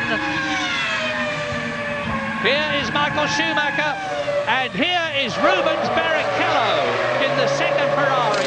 Into his pit, off comes the wet tyres, on go another set. The fuel filler is doing his job to perfection after Nigel Stepney was hurt last week. And now here we are again as Michael Schumacher comes into the pit lane. Michael Schumacher into the pit lane for his second stop. Now he's 18 seconds ahead of Hakkinen, and James Allen is waiting for him. Yeah, it's a good decision by Ross Brawn. It's absolutely chucking it down now. There's no chance of this track drying out before the end of the race. This is the fuel to take Schumacher through to the end of the race. Nice, calm, relaxed pit stop by the Ferrari team. I think they feel they've got the day one here, but there is, of course, still some way to go in this motor race. Anything can happen. And I can tell you that Mika Hakkinen has now gone through into the lead. There he is, you see. There is the McLaren of Mika Hakkinen. Now look at the pit lane and wait for Michael Schumacher coming out at a steady 80 kilometres an hour, which is what he has to do as we wait to see whether David Coulthard comes through. No, that was Ricardo Zonta in the background in the VAR, and he is well down in 12th position. Has Coulthard too far behind. What I'm finding slightly curious is that Rubens Barrichello only stopped for 7 seconds, and there's a half distance to go. Now you use significantly less fuel in the wet, maybe up to 7 or 8% less, but even so, I'm still surprised that Barrichello wasn't stationary longer. And Louise is in the pits with Eddie Irvine, but not quite yet. Well, let's have a look and see what's happening with Mika Hakkinen in the McLaren. He's not as good in the wet as Michael Schumacher is, which is not to say that he is not good. But it's Michael Schumacher all the way at the present moment, looking good. But if I say that, he will hit a problem. He's easing away from Ricardo Zonta, who he has already passed, as we go back now to David Coulthard in third position. But he's about 40 seconds behind Michael Schumacher, or was before the German came in for his second pit stop. So Schumacher has stopped twice. He's the only one of the top men who's stopped twice, apart from Rubens Barrichello. So both the Ferraris have stopped and are going through to the end of the race without a further planned stop. Strange as it may seem, your biggest enemy on an afternoon like this is not the drivers in the other cars. It's those white painted lines that delineate either side of the racetrack. Put a wheel on those as you go into or leave a corner, and you'll be facing the wrong way sooner than you dare imagine. Well, now it's up to Michael Schumacher to really go for it, because Hakkinen is leading the race by about 20 seconds as a result of the fact that Schumacher has stopped a second time and that Hakkinen, has not. We don't know what the respective fuel loads at the start of the race were for Schumacher's Ferrari and Hakkinen's McLaren. All that matter for David Coulthard's McLaren that we're looking at now. But Fisichella is in fourth position behind David Coulthard in your picture at the present moment. Pedro Della Rosa is fifth. Rubens Barrichello, as a result of his stop, is down to sixth position, but is again catching the arrows very rapidly indeed. Johnny Herbert hovering just outside the points in the Jaguar. It would be poetic justice if Herbert is the first man to score a World Championship point for Jaguar, as he was the first, indeed the only man, to score a World Championship win for the Stewart team, which has metamorphosized itself into Jaguar. Jacques Villeneuve is 8th. Jenson Button is now in the top 10 and 9th position. Alexander Woods is in 10th position. There are 15 drivers still left out of the 21 who started, because remember, Nick Heidfeld, the German in his home country, driving for Prost, was not able to start because his car was found to be 2 kilos underweight at the end of qualifying, an absolutely unintentional mistake. And we're now on lap 38.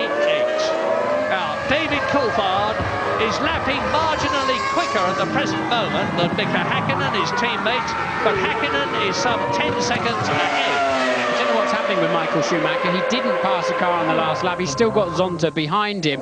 That's the resultant damage of Verstappen Verstappen's accident, we still haven't seen a replay as to how he managed to bin his car quite in that fashion.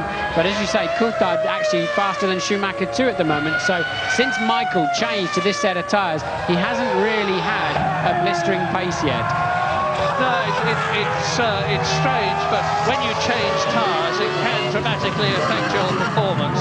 As I've said before, tyres are now the only handmade thing in the sense that humans construct them on a motor car, and they are laboriously built up ply by an operative, and as a result of that you can get marginal differences from one set of tyres to another, and marginal differences in the tyre can make more than marginal differences to the performance of the car on the track.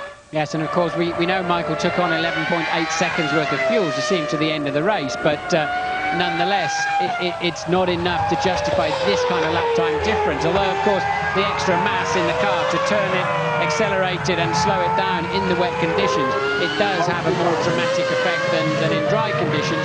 But sometimes, strangely enough, it can also settle the car down and make it handle and go better. Well, the conventional wisdom is that you need about 20-25 seconds lead to get into your garage, having slowed down, take on a new set of tyres and wheels and get out again, still in the lead. And that's about what Mika Häkkinen has got now. Have McLaren got some fiendish master plan up their sleeves, which is going to enable Mika Häkkinen to win 2 races in succession? But the twice world champion last year and the year before, he's 25 seconds ahead on the previous lap. He's coming up to complete his 39th lap now, enter his 40th lap. And I remind you, 25 seconds to the nearest 1/10 was the lead he had over Michael Schumacher. Is that increasing or not as he closes up on Alexander Wurz in 10th position to lap the Benetton? So Häkkinen leads, Schumacher second, Coulthard third, Fisichella in the Benetton catching David Coulthard just as Mika Häkkinen is catching his teammate, Fisichella's teammate, Wurz, and Michael Schumacher has still, there he goes, over the line now, and the gap has increased. Mika Häkkinen is pulling away on his lighter fuel load from Michael Schumacher at about 1.5 seconds a lap. And he's got very nearly now the window that he needs to get in, change tyres and wheels and get out still in the lead. That's the Williams pit crew all ready to receive either Jenson Button or just checking whether, no, Ralf Schumacher is out of the race as a result of that coming together with Eddie Irvine. In fact, here are the retirements in the order of retirement as you watch 4th place Fisichella at his pit stop. Jarno Trulli and Heinz-Harald Frentzen both out very early. Now the arrows goes through of Pedro de la Rosa to take 4th position. Salo is out, Schumacher Ralf is out, Verstappen is out, Eddie Irvine is out. There is Fisichella joining the pits. Pedro de la Rosa has gone through. There he is in 4th position. So a terrific drive by Pedro de la Rosa, and everybody in Arrows will be keeping their fingers crossed because they have yet to score a World Championship point this year. Well, to give Mika Häkkinen track position when he makes his necessary one more stop, I think he needs over half a minute. You see the end of Jenson Button's second stop of the afternoon, and again full to the end of the race, of course. But I think Mika Häkkinen, whoops, Jenson, calm down a bit. I think Mika Häkkinen needs well over half a minute to make sure he's got track position on Michael Schumacher. And Michael Schumacher's just pegged the gap back a little bit. Hope Jenson's seen him coming, and he has. Yeah, and you probably noticed that as Jenson Button exited the pit lane, the fuel filler flap was still up. That is because the new electronic regulations require the fuel flap to be up and the tail light to be flashing until second gear has been engaged. Yes, and Mika Häkkinen is being held up, the race leader. Now he's let him through. That has cost Häkkinen quite a lot of very crucial time at this part of the race, where, as I said, he needs a window to make his pit stop and get out ahead of Michael Schumacher. He's had 2 very, very poor laps following Fisichella. Yeah, it's lost him at least a couple of seconds. The lead of Mika Häkkinen that you're looking at has come down from 27 seconds to about 25 seconds. It's going to be a very close run for lap 41, 67 lap race. Häkkinen leads Schumacher. Coulthard is still third, being caught by De La Rosa, but only at the rate of about a tenth of a second a lap. Barrichello is still fifth, but he's right behind De La Rosa and will, I soon predict, be up into fourth place again. This is Wurz coming in from top 10 and Louise Good. So there is Alexander Wurz, 9th position when he came in. Jenson Button, I think, may well get that 9th position back. He was ahead of Wurz before he came into the pits. And Johnny Herbert in 7th position, in 8th position, because Villeneuve's got ahead of him, is about to be lapped by the Flying Finn, as he calls himself, Mika Häkkinen. And news from Louise Goodman, who's with Eddie Irvine. Yes, I am now. Thankfully, this rain getting into my electrics as well as everything else. Eddie, Tuttle back there, were you aware that the fact that you'd lost your rear wing? I looked in the mirror, I checked the rear car, everything looked okay, but obviously it wasn't. And then I obviously went down the next straight. So I'm surprised, because normally you would notice the rear being very, very light, which it wasn't, so strange. Running strongly until then, the team seemed to pull up their performance this weekend. Yeah, we haven't been bad. You know, this sort of circuit suits the car. It's a bit light on the rear end, and the qualifying went reasonably well, and I think the race was going reasonably well. The wet, we definitely had the car on dry settings, which wasn't exactly ideal, but it was hard work. It was really hard work. The rear end kept going all the time, so I was really working hard to stay where I was. Cheers, Eddie. Johnny Herbert, Eddie Irvine's teammate, coming into the pits from 8th position for his second stop of the day. Consistent rain now, Murray, really. Not heavy rain. I don't expect a lot of standing water or aquaplaning, especially online. I think if they move offline, you see a little bit more of that, but it tracked the drains reasonably well. So it's just a question of staying in those wheel tracks. The cars, they lose about 5-6 miles an hour down the straights, as we see a Lacey coming up the inside of Wurz, and that is actually for position, called 10th position. They're a lap down between them. But lifting all that water up into the air, the tyres are lifting bucket loads of water into the sky effectively, and that takes a lot of energy, a lot of power, and you lose quite a lot of straight line speed because of that. Now I think Häkkinen's got his work cut out, because he's coming up to Jacques Villeneuve, who is 7th, who is trying to get past Fisichella's blue Benetton in 6th position. And Villeneuve will be concentrating on getting past Fisichella, not on letting Mika Häkkinen through. Now, there's very little difference between their lap times, but every tenth of a second that Mika Häkkinen loses to Michael Schumacher, who's 25 seconds behind him now, is going to be absolutely critical when the Finn comes in for his second, we presume, and last pit stop. Because I can't believe he is not going through. We're on lap 43 now out of 67. So, Fisichella there, 6th position. Villeneuve, 7th. Mika Häkkinen leading the race, but he's got to get past these two, because he's being held up. Doesn't look much, but he is being held up as Villeneuve goes for Fisichella and throws up an enormous amount of spray in Mika Häkkinen's face, obscuring the Finn's visibility.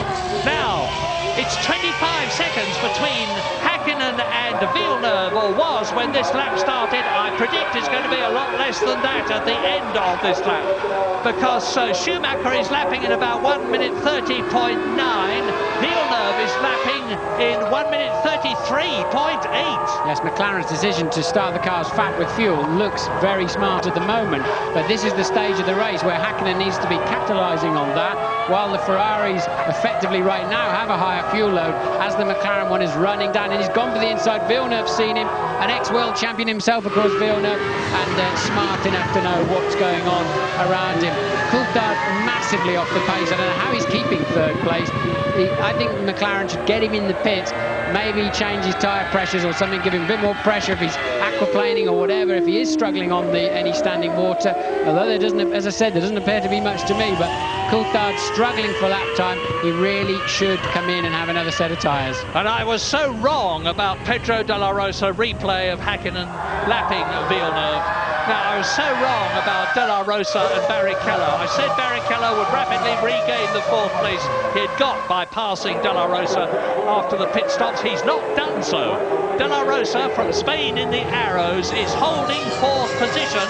And then he's not only that, but he's catching David Coulthard at the rate of about 1.5 seconds a lap. He's 27 seconds behind him at the present moment, and Rubens Barrichello is not closing the gap as Häkkinen goes through and passes and laps Fisichella. So Häkkinen, there's only 5 people on the same lap now, and that is lap 45. Häkkinen, Schumacher, and the gap is down to 22 seconds. It's bad news for Mika Häkkinen. The gap is down for 22 seconds, and so as a result of being held up, Häkkinen has lost nearly 3 seconds. Coulthard is 3rd, De La Rosa is 4th, Barrichello is in 5th position, and those are the only 5 on this lap. Yes, he's lost 3 seconds, but that's like a net 6 or 7, because I think at this stage of the race, you would expect him, he was, until he called that traffic, pulling away. Now that's clearly the McLaren mechanics in the pit lane. I'd be surprised if they're going to bring Mika in unless he just has to have fuel. Otherwise, they'd let him use that clear air. Does he come in the pit lane? Yes, he does. It is for Mika Häkkinen. So unfortunately for him, he clears the traffic just as he has to come in for fuel. He's clearly got not enough fuel to go any further. So James is waiting for him. Colossal frustration down here in the McLaren garage. They really are upset. That traffic has really messed up their race effort. But to be honest, he was going to need about 40 seconds anyway to get it back out ahead. Looking at what happened with Michael when he made his stop and how much time Häkkinen made up on him. So it's not a bad stop so far. That's the fuel to the end of the race. Slow getaway, trying to find his gear. Schumacher through, James. I'm sorry. Schumacher has passed Mika Häkkinen in the pit lane. Here is Michael Schumacher regaining the lead. There on the left is Mika Häkkinen back again into 2nd position. So that held-up period really did cost Mika Häkkinen a lot of time. Well, it's a new adventure now for Häkkinen. How do these tyres feel now? A little bit of extra fuel, but we know both cars must have identical fuel levels, give or take a kilo or 2, to get to the end of the motor race, as Coulthard comes in too from a distant 3rd place. So Coulthard in for his 2nd stop, and I expect now Michael Schumacher to pull away another second or 2 in these first 2 laps before then we see which one of them, if Häkkinen can close that gap down. A decent stop there from Coulthard. That was critical. Can he get back out ahead of De La Rosa and Barrichello? Well, here's De La Rosa and Barrichello. Here they come out on the right. There is David Coulthard on the left, and De La Rosa goes through, and Barrichello goes through. So David Coulthard has lost 2 places. He's gone down from 3rd to 5th. Magnificent Pedro De La Rosa in the orange arrows. Here he is coming towards us. He's up into a podium position. Well, he's got a World Championship point in the past. Last year he got one, but the possibility of him finishing on the podium in 3rd position is a really exciting one. Something that Formula One really needs. Yes, we didn't see De La Rosa stop, to my knowledge, and I don't know how long or exactly when he stopped in this race. So he is the only one of the front runners that's had 1 pit stop, which is entirely feasible, but we'll try and look into which lap De La Rosa stopped on. Yeah, I was expecting when this race began, you're looking at Barrichello now, and Barrichello is in 4th position. I was expecting when this race began for most of them to stop once. In fact, it's just the opposite. They've stopped twice. Yes, once for fuel and once for tyres, really, but we think De La Rosa stopped about lap 15, so I'm reasonably certain he will have to stop again. And there's Coulthard now down to 5th place, and the slow lap times in the middle section of the race has cost him a podium place for sure. Well, David Coulthard could regain 1 place if Pedro De La Rosa comes in, which seems likely. I don't see that David Coulthard could gain 2 places and finish on the podium. It's looking more and more as though it's going to be a Ferrari victory with a Ferrari 3rd place. Michael Schumacher winning the race, Rubens Barrichello being in 3rd place, sandwiching Mika Häkkinen, which would help enormously Michael Schumacher's lead over Häkkinen in the Drivers' Championship and Ferrari's lead over McLaren in the Constructors' Championship. But there are still 20 laps to go. The leaders are on their 47th lap now as the Ferrari goes through. So we've got a bit of a lull in this terrific race, so leave us and rejoin us later.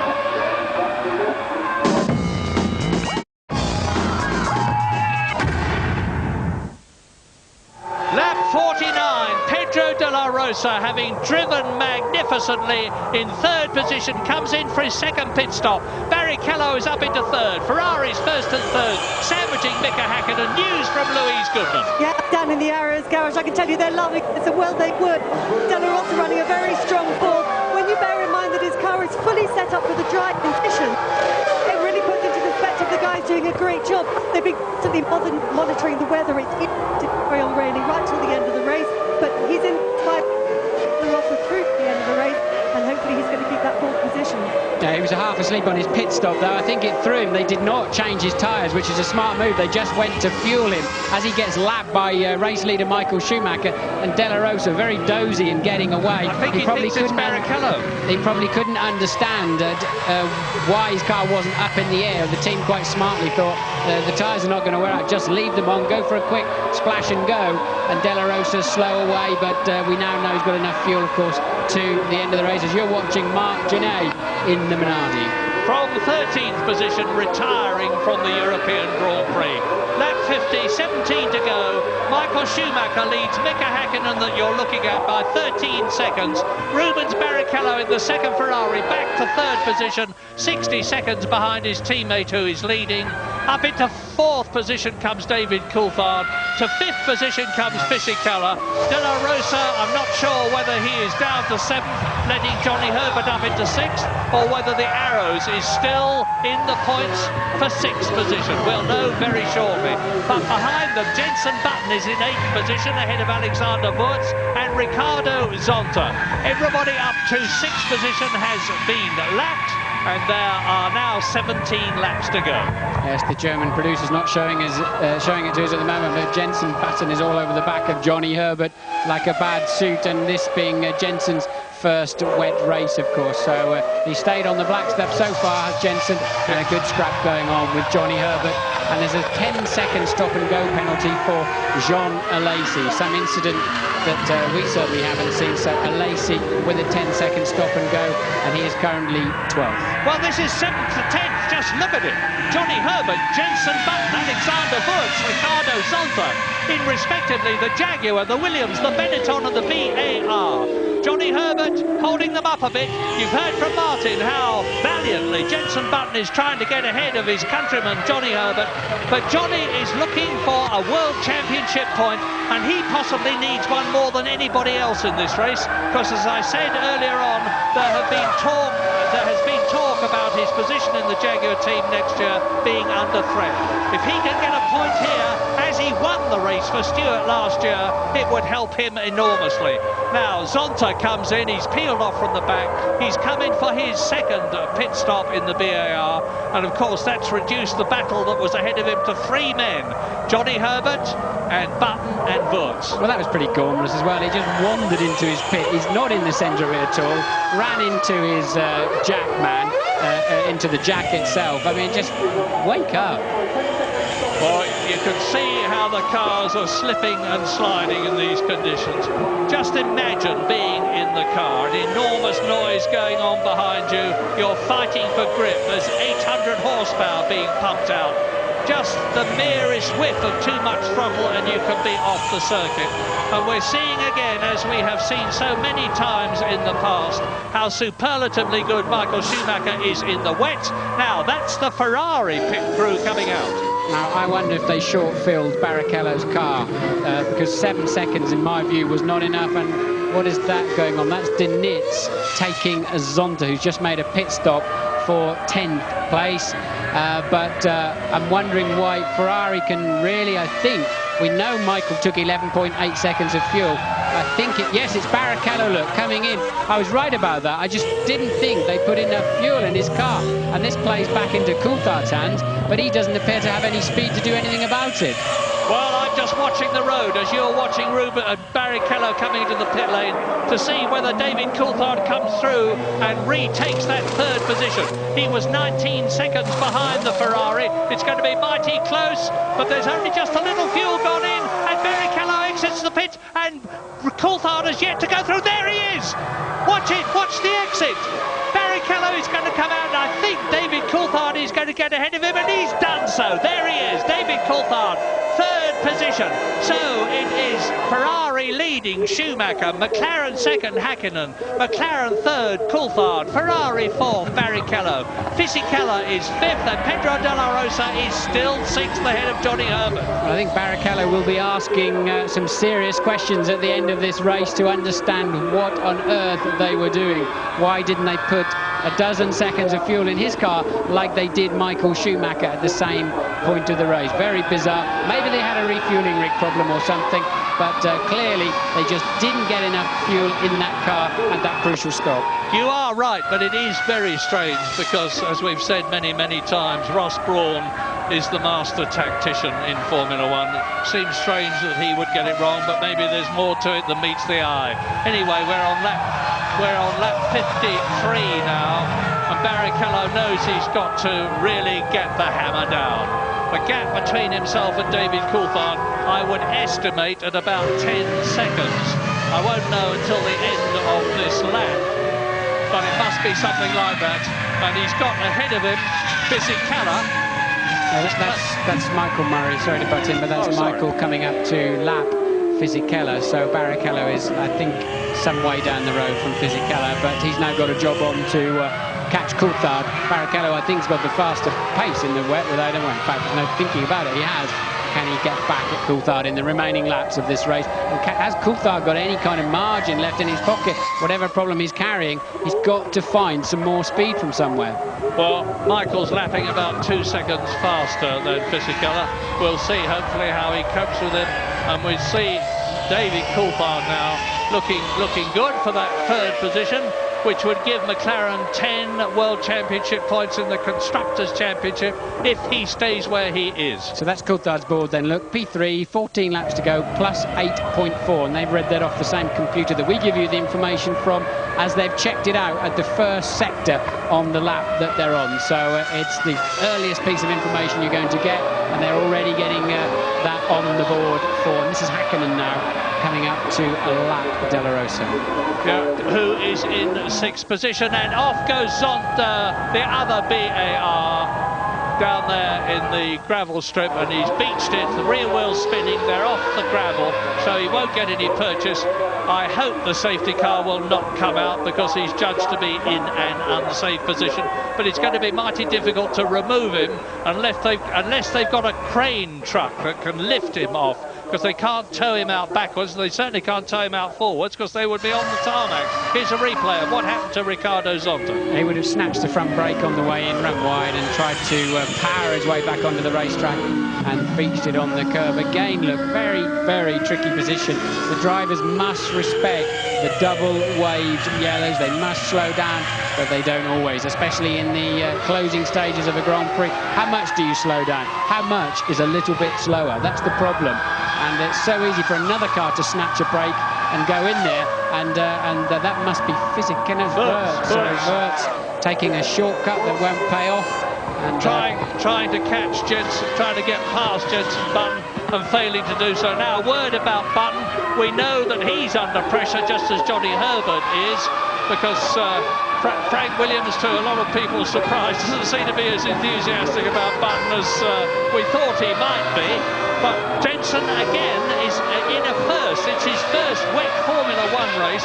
And although he started well down, Häkkinen, hand out, what's that mean? That's Mika's very clever way of saying, look, I really am slowing down. I'm extra slowing down. Look, I've even only got one hand on the steering wheel. Quite a smart move there from Mika. He has respected the flags.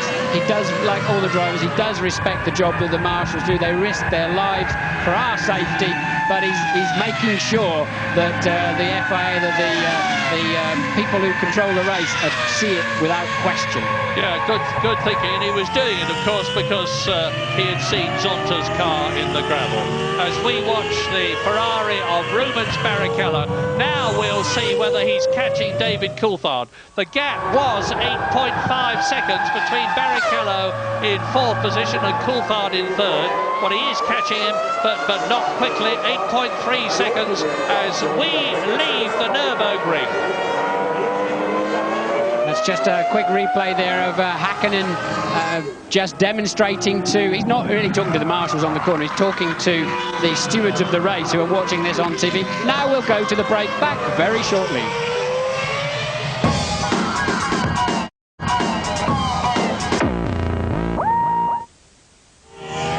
10 laps to go. Are Ferrari going to make it their 4th win of the year? And even more interestingly from their point of view, are they going to have 3rd place as well? It looks as though the former is yes, it looks as though the latter is no. Michael Schumacher leads Häkkinen by a decreasing margin of 7.6 seconds, with David Coulthard being caught by Barrichello, but not fast enough. Fisichella is 5th and De La Rosa is 6th. I had to disagree with you, Murray, but I think Barrichello is plenty fast enough to catch David Coulthard at the moment. But amazingly, Barrichello is about to be lapped by his teammate, and at this level of the game, that is the ultimate embarrassment. Even though clearly whoever decided Barrichello's strategy, it's definitely not helped him on the afternoon with that extra pit stop. But Barrichello about to be lapped by teammate Michael Schumacher, and that gives you a pretty good indication of just how well Schumacher and Häkkinen have been going this afternoon in these treacherous conditions, because they're lapping for the 4th place man. You may be surprised to have seen Pedro Diniz move over and let Wurz through when they're running next to each other in position. But it's Fisichella going through now. He's in 5th position, and now Häkkinen goes through and laps again the Sauber of Pedro Diniz. So Giancarlo Fisichella has been lapped. Here is Mika Häkkinen storming up behind him on the 58th lap out of 67. This has been a terrible lap for Mika Häkkinen. He's lost over 2 seconds passing those, passing the Sauber on this lap to Michael Schumacher. And this is why, look, you have to hover. You can't just drill it in there just in case he turns in on you. You've got to be more positive if you're letting somebody through and give them more than a car and a half to go at. And Michael has now lapped Barrichello. That's not going to help Barrichello's cause much, unless Michael can also lap Coulthard and hold him up in some way, which is he's more than capable of doing and understanding. But he's only 10 seconds ahead of Mika Häkkinen, so he hasn't got that much of a comfort zone. I remember once when Michael Schumacher actually backed off as he was winning a race to help his brother, who was then driving for the Jordan team. No question of that, of course, at this race, when Mika Häkkinen is treading so comparatively closely on his heels, watched by Ron Dennis on the McLaren pit lane position. This happened to me in Hungary when I was driving for McLaren. I was running 3rd, and I let Michael ease past me, trying to hide my problems, but he spotted that I'd got a problem, backed off. He made me unlap myself, and then his teammate overtook my stricken car on the very last lap and booted me off the podium. That was Verstappen, as it happens, when they were both at Benetton. So Michael is very good at thinking about what's going on around him. Yeah, people think that you just jump in the racing car and go absolutely flat out. You're probably at about 90% of your potential, and you're thinking all the time, and the actual racing actions are, if not automatic, getting that way when you're at the level that people like Schumacher, Ralph and Michael and Mika Häkkinen are at. So we're into the 60s now, lap 60 out of 67, and if this race concludes the way it is now, and Barrichello is continuing, as Martin's rightly pointed out, to close up on David Coulthard. Not terribly quickly, but he is getting closer all the time. It's going to be Ferrari's 1st and 4th, but it might be Ferrari 1st and 3rd. Yes, Barrichello curiously lost a lot of time on the last lap being lapped by his teammates. So that didn't help his cause very much, and definitely played into David Coulthard's hands. But Barrichello still has got the speed, but he's going to be somewhat deflated seeing another scarlet car whiz past him. So let's assume that Michael Schumacher wins at this race. Whoa! It's the white line I was telling you about. He won't do it if there's much more of that and it gets worse. But let's assume he wins it, Martin. Is it going to be Michael Schumacher's skill, the Ferrari's performance, or the Ferrari team's strategy? I think it's a combination of everything, but I think Michael has been pretty supreme this afternoon. His strategies have been different, but I don't think there's been much of an advantage. They both pitted roughly the same time for wets and refueling, etc., etc. So you have to say, on the afternoon, Michael has made a better fist of it. I think right from the beginning, as soon as it started to spit with rain, it was clear to see the Ferrari was better suited to the tricky conditions. Well, it's going to be mighty close for third position, because Barrichello has nipped another second out of David Coulthard's lead over him. David Coulthard is third, and Barrichello's got the gap down now to 6 seconds with 6 laps to go, including the one they're on. Yes, now this is very, very interesting, because to get to Michael Schumacher, Häkkinen has got to lap Schumacher's teammate, and to keep, I mean, Häkkinen's really homing in on Schumacher at the moment. To keep Häkkinen away, he's got to leapfrog Häkkinen's teammate to lap him. So Coulthard might come into play in this race yet, and also Barrichello can do a pretty good job of spoiling Mika Häkkinen's race. Either which way, I think it could play into Coulthard's hands, and we could see a little bit of argy-bargy with people unintentionally, in inverted commas, holding other people up. What we don't know, of course, is to what extent, if any, Michael Schumacher has got something in reserve. He knows that Häkkinen's closing up on him. He's in touch with his team by radio. He'll be getting pit boards. What he's now got in reserve is Rubens Barrichello as rear gunner. So Ferrari may have pulled Barrichello into that position, and Michael Schumacher may not even have to risk passing David Coulthard. So, lap 61, the race order: Schumacher, Häkkinen, Coulthard. The remaining 3 in the points: Rubens Barrichello, who's now 5.3 seconds behind Coulthard. Fisichella in the Benetton, looking good for another points finish. Pedro de la Rosa keeping his fingers crossed for the first point for Arrows of this season. Johnny Herbert is 7th, and there he is, followed by Jenson Button's Williams 8th, and Alexander Wurtz's Benetton 9th. And David Coulthard's about to catch this little gaggle having a squabble. So Coulthard now, who's still really under pressure, he's got Schumacher homing up behind him to lap him. Barrichello just behind that, now just 5.3 seconds adrift. How David Coulthard is in third position this afternoon, I'll never know, with the whatever his problems are, whatever the reason, his lack of pace. But he's going to have to work hard to defend that. Look, Coulthard now has Michael Schumacher, the race leader, behind him. So, lap 62, and if anybody in the first 6 goes out of this race, the car that you're looking at in the lead here, 7th place Johnny Herbert is, and here is the Ferrari. Coulthard yields. Coulthard had to yield, so blue flags are waving. Wave blue flags for car 2, it says on the computer. So he'd obviously passed at least 4 of them, and he had to yield, otherwise he'll be given a stop-go penalty. So, through to complete the lap goes Michael Schumacher. He's into his 63rd lap now as the Johnny Herbert Jaguar. Button, Williams, Wurtz, Benetton battle continues, being caught by Michael Schumacher to lap him. Yes, this is Coulthard yielding. He has to do that to let the race leader through. He has been lapped. Now Barrichello just 2.3 seconds behind third place man Coulthard. Häkkinen just 5.9 behind race leader Michael Schumacher, but we know he's got to clear his own teammate and Michael's teammate to get to him. And Michael Schumacher passes Wurtz's Benetton, so he's passing these people which Häkkinen behind him has then got to pass.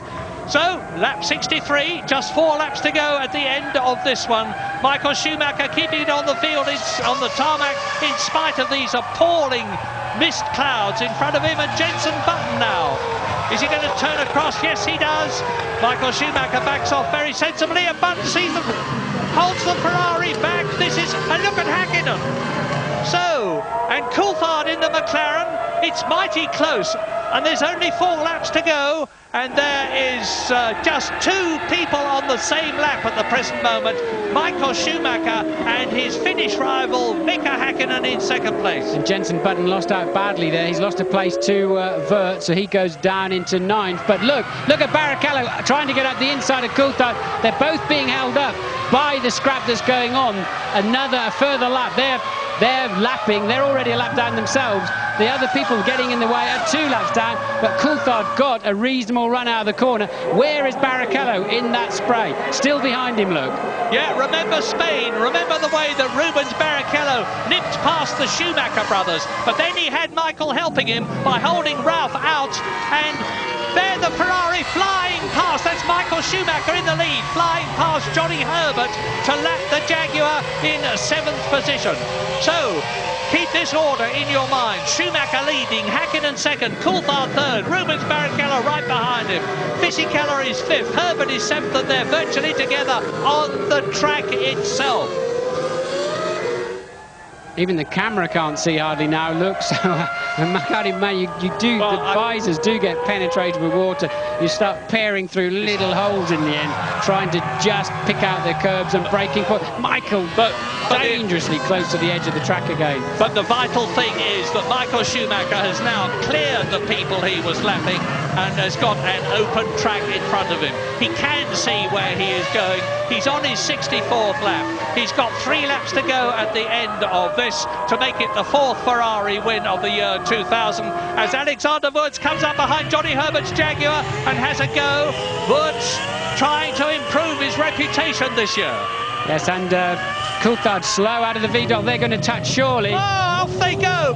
That's tragic for Johnny Herbert, but he's kept it on the island. Brilliant. Now has he got the engine running? But that's cost Wurz his place. But it may be that and Jenson Button, now where is he? Well, there is David Coulthard with Barrichello right behind him. They are 3rd and 4th, but we need to look back down the field a bit. Wurz is out of the race.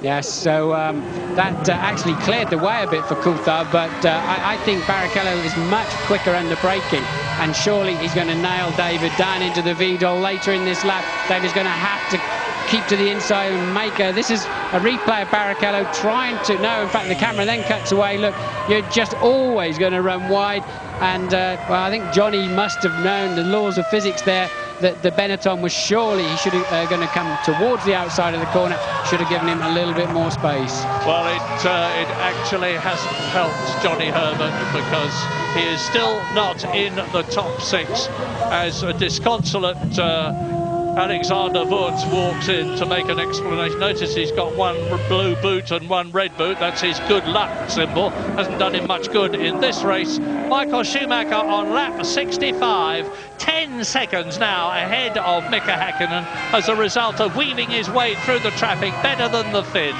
Is looking very, very good indeed for his 4th win of the year. Button is out of the race. I can see on the computer car 10 has stopped, so Jenson Button is out of this race. And look, there is the dice for 3rd place as they go over the line. So Barrichello can't find a way through the spray. He didn't find a way up the inside into Vidal, and Coulthard has to somehow hang on for 1 more lap. Crucial for David, while he's struggling with his injuries or whatever he's got to carry, he needs to maximise his points in this race. He cannot afford to yield that place to Rubens Barrichello. Well, David's had a 1st, he's had 3 thirds, one of which was disallowed. He's had a 3rd, he's driven magnificently this season. He's 3rd in the World Championship. If he can stay ahead of Rubens Barrichello on this final lap, it's going to help him.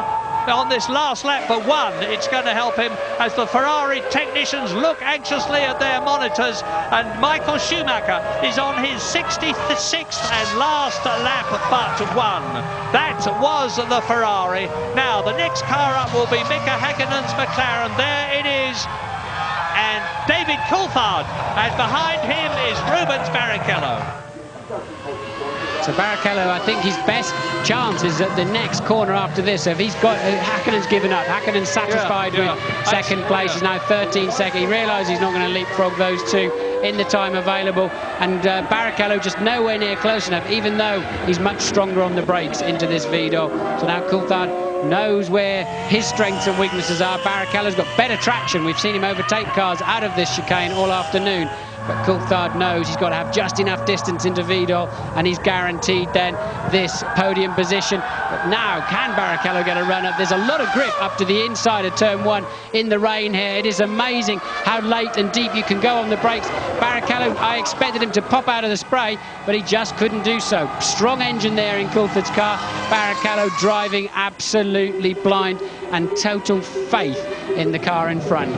Well, these two are not going to go the full race distance. Only Michael Schumacher, who is now on his last lap, and Mika Häkkinen are going to do that. But it certainly looks like being Ferrari, McLaren, McLaren, Ferrari, because look, on this last lap for him, David Coulthard is staying ahead of Rubens Barrichello as they exit turn 5 on this 13-turn corner track, and Michael Schumacher comes out of turn 8 with the German horns, the air horns blowing, the flags are waving. Schumi is their hero, and you can see Ferrari flags all round the track. A magnificent, if he gets there, and he hasn't got far to go, the Ferrari mechanics already crowding the pit lane. And Michael Schumacher is coming in to win his 4th race of the year to extend his World Championship lead over Mika Häkkinen by a further 4 points, from 14 points to 18 points. Schumacher wins in Germany.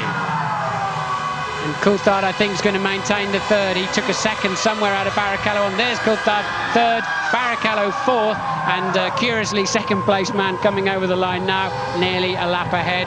So Häkkinen, a slightly disconsolate cruise over the line. Great drive from Michael Schumacher.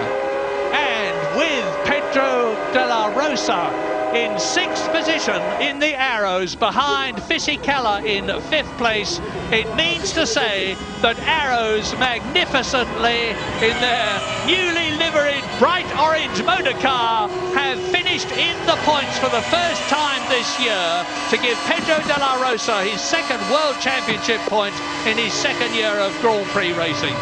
A very, very happy Ferrari team. Well, McLaren have got 10 World Championship points to Ferrari's 13. It could have been worse, but the fact remains that the gap in both championships between Schumacher in the drivers and Ferrari and McLaren in the constructors has increased. In fact, now Michael Schumacher is on 46 World Championship points to Mika Häkkinen's 28. David Coulthard is still 3rd. Rubens Barrichello is in 4th place as he was before. Ralf Schumacher is still 5th, and Fisichella is still in 10th position. Well, as ever in Grand Prix racing in Formula 1, a wet race, particularly one that starts off dry and becomes wet all the other way round, has turned out to be immensely exciting and dramatic, and it really does look as though the tide after all these years has turned for Ferrari, led by the little man that you see walking into the Ferrari garage, Jean Todt, the Frenchman, who recruited Ross Brawn, the Englishman, Rory Byrne, the South African, Michael Schumacher, the German, to help him bring Ferrari back to the front, and he's certainly done it here. Important day for Ferrari, because clearly McLaren were gathering pace and coming back at them with some energy after those dominant 3 wins by Michael in the first 3 races. And Ferrari today have nailed that. They've stopped that march, and I think it was a very significant day in this year's World Championship. Yes, and the thing is that in recent years, Ferrari has started off the season not as well as McLaren, but have closed the gap as the season went on. This year, it's been just the reverse. They started off tremendously strongly with those 3 successive victories, then lost the next 2 races to David Coulthard for McLaren and Mika Häkkinen for McLaren, and have now won the 6th. There's 17 races in the series. We've got a new race in America, the 15th race of the year, in the 3rd week of September. And it looks as though the championship is going to get more and more exciting, because McLaren at Woking with Mercedes-Benz power will not give up. Led by Ron Dennis, they've got years and years of experience, and they know that the championship is never over until it's over. Michael Schumacher giving his distinctive pumping action from his 2 fists, and Mika Häkkinen draws alongside him. McLaren now Ferrari are now on 62 World Championship points to McLaren's 52, so they've extended their Constructors' Championship lead by 4 points, with Williams still holding on in 3rd place. When Mika Häkkinen watches a replay of this race, he's going to be disappointed and looking the other way when he sees how Michael Schumacher overtook him earlier in the race. I think he's going to be very disappointed with himself that he yielded, he gave Michael so much space, and that was a critical point there, because then it allowed Michael to get off and build a lead, and Mika really will not enjoy that moment on the video. Well, just a statistical point, but it is of some real significance in winning this World Championship race and getting 10 World Championship points. Michael Schumacher has moved up ahead of the late great Ayrton Senna to the 2nd highest World Championship points scorer of all time. He now has 618 points and has been bested so far only by 4 times world champion Alain Prost, who is here to see his Prost team driver, the only one, Jean Alesi, finish in 9th position, with Nick Heidfeld not being allowed to start the race due to his car being underweight at the end of qualifying. So, the results of the European Grand Prix at the Nürburgring: a Ferrari triumph. Michael Schumacher wins from the 2 McLarens of Mika Häkkinen and David Coulthard, and his teammate Rubens Barrichello 4th. Giancarlo Fisichella for Benetton has got 2 World Championship points for 5th place. De La Rosa, a magnificent single point, their first this year for Arrows. Pedro Diniz in 7th place for Sauber. Gaston Mazzacane, the Argentine driver, in 8th position for Minardi, ahead of Jean Alesi. Jenson Button is going to be classified 10th, although he's 5 laps down. Johnny Herbert will be classified 11th after his retirement, and Alexander Wurz 12th. And then all the rest have retired, particularly, notably, and very sadly, for what's turning out not to be a good season for them, the 2 Jordans of Jarno Trulli and Heinz-Harald Frentzen. Jordan were 3rd in the Constructors' Championship last year. They're down in 5th position this year, and they're some 53 points behind Ferrari. Not at all a happy Germany for Eddie Jordan and his team. Well, they are the photographers crowding out onto the circuit now, waiting to see the 3 top men, Schumacher, Häkkinen and Coulthard. And let us remember that David Coulthard, for the 2nd race in succession, has been carrying a very unpleasant and painful injury. That is to say, 3 cracked ribs. You need to be very, very fit, and as well as being gigantically determined to be a Grand Prix driver, and he's certainly every bit of that. 21 starters, 9 finishers, and to add insult to injury, they're now going to stand on the podium and get even more wet, but I don't think they'll mind too much. I think Schumi's going to be the happiest man up there. Häkkinen, he's going to be disappointed to lose more ground to Michael Schumacher, and that's Mrs. Michael Schumacher we're looking at now. Coulthard, I think, will be amazingly relieved and surprised to end up in 3rd place in this Grand Prix. Corinna Schumacher, there are 2 little Schumachers at home in Switzerland, where the gigantically wealthy Michael Schumacher lives for all sorts of reasons, not the least of which, I suspect, is that it helps him from a taxation point of view. Nothing wrong with that. Michael Schumacher then in the background, in a slow motion, with the fist up, that distinctive and familiar sign that we have seen in the past, adds yet another victory to his tally. That's his 39th Grand Prix win. He's been on the podium 76 times in his 132 Grand Prix. He's been on the podium for well over half the races in which he has competed.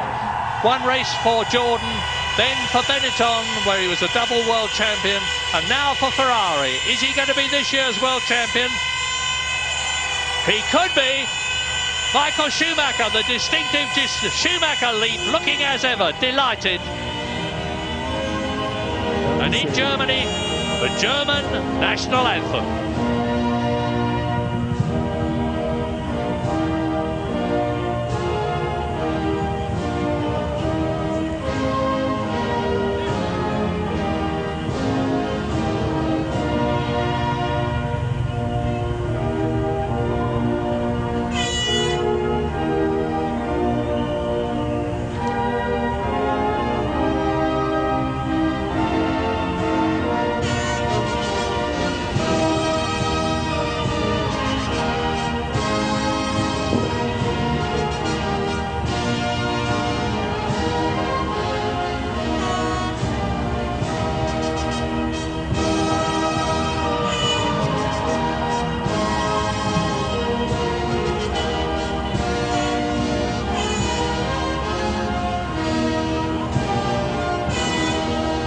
A German driver won the race, an Italian car won the race. Ferrari, Italy.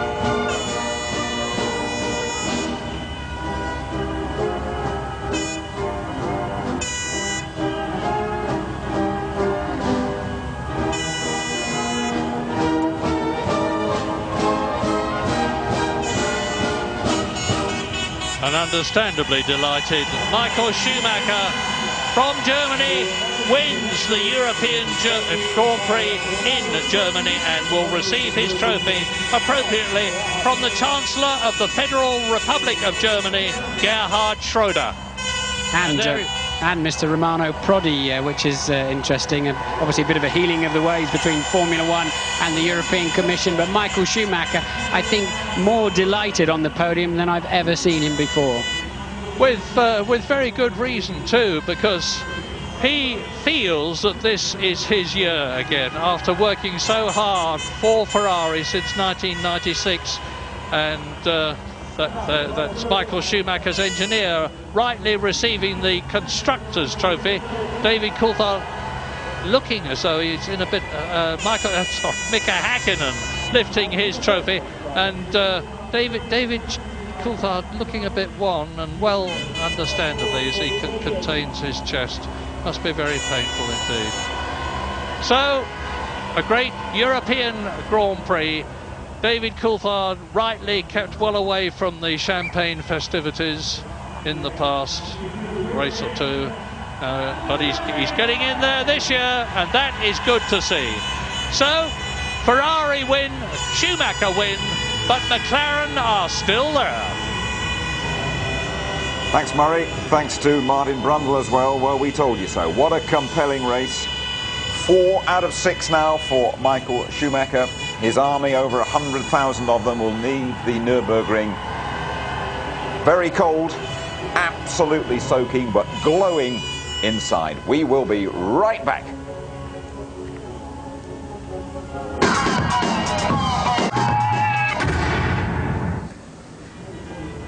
You're back with us at the Nürburgring, where Michael Schumacher has won the European Grand Prix for the 3rd time, delighting the old lady. And the two watching back at home, Tony Jardine, I would think as well, the 2 little ones that Murray was talking about. Well, it's the brilliance of the guy. You know, the best racing drivers in the world. We've just watched them put on a superb driving display. Michael Schumacher, the Regenmeister, he proves it yet again. Can't emphasize how difficult the conditions have been here today. That is a skating rink, that is an ice rink out there. Just look how wet and slippery and dank and miserable it is. And you know, you're looking at slow-mo pictures now. Mika Häkkinen, he's not the best in the rain. Everyone knows Michael Schumacher is, but this guy did a brilliant job today as well. He started with heavier fuel, he hung on in there, and he's got 2nd place for all his efforts. And it really is Ferrari's day, Schumacher's day. We'll have to ask questions about Barrichello and what happened to him later on. OK, let's go straight to the press conference. Mika Häkkinen and David Coulthard. Michael, many congratulations on a great victory. Thank you. We could see the rain on TV, but what was it like to drive in such atrocious conditions out there? I mean, the only critical circumstance was when it started to rain and you were out on slicks. And obviously none of us front riders wanted to go into the pits and take the chance to pick up rain tires and find out you go slower.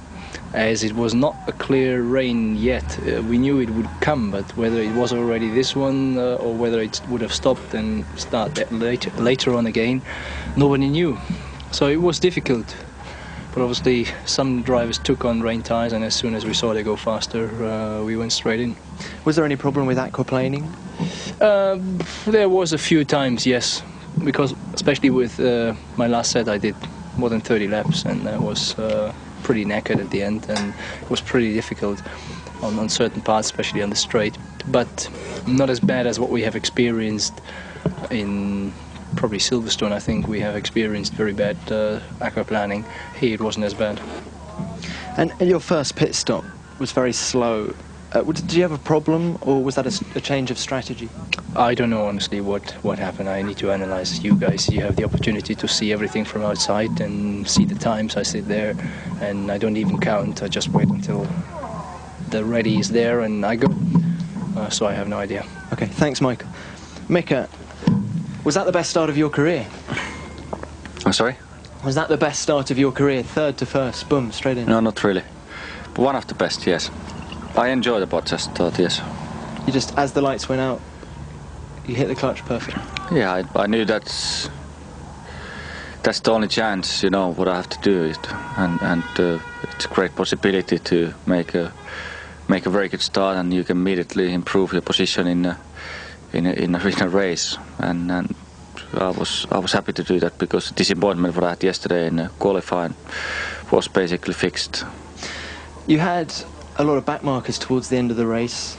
Wirtz, Herbert, Button. If you hadn't had that problem, do you think you could have caught Michael by the end? I certainly would have get very close. I mean, I naturally understand that Michael could have pushed much more also. He could have gone maybe faster. But I would have gotten very, very close. Overtaking, I don't know. But obviously there is improvements what we could do in terms of back markers and with the blue flags. And today that situation, that problem wasn't helping me too much today. Okay, thank you, Mika. David, you lost 2 places at the start and then seemed to struggle with your car throughout. What was the problem? I really don't know at the moment, but Wright obviously missed the lights. I think my getaway itself wasn't too bad, but I was just slow to react. And straight away I was struggling with the rear of the car, which became even more difficult when it was in the damp conditions. And then of course once it went full wet, so it was definitely one of my most difficult races. So I guess in those circumstances, fortunate to get third. What sort of setup did you have on the car? Was it more towards dry? It was, yeah, a dry setup, but with the availability to make changes for the wet, you know, in the wing level when we came in for our stop. But I think whatever the problem I was having, it's a mechanical one, not an aerodynamic one. Well, I reckon those broken ribs are hurting him as well. We will be right back to complete our coverage of the European Grand Prix.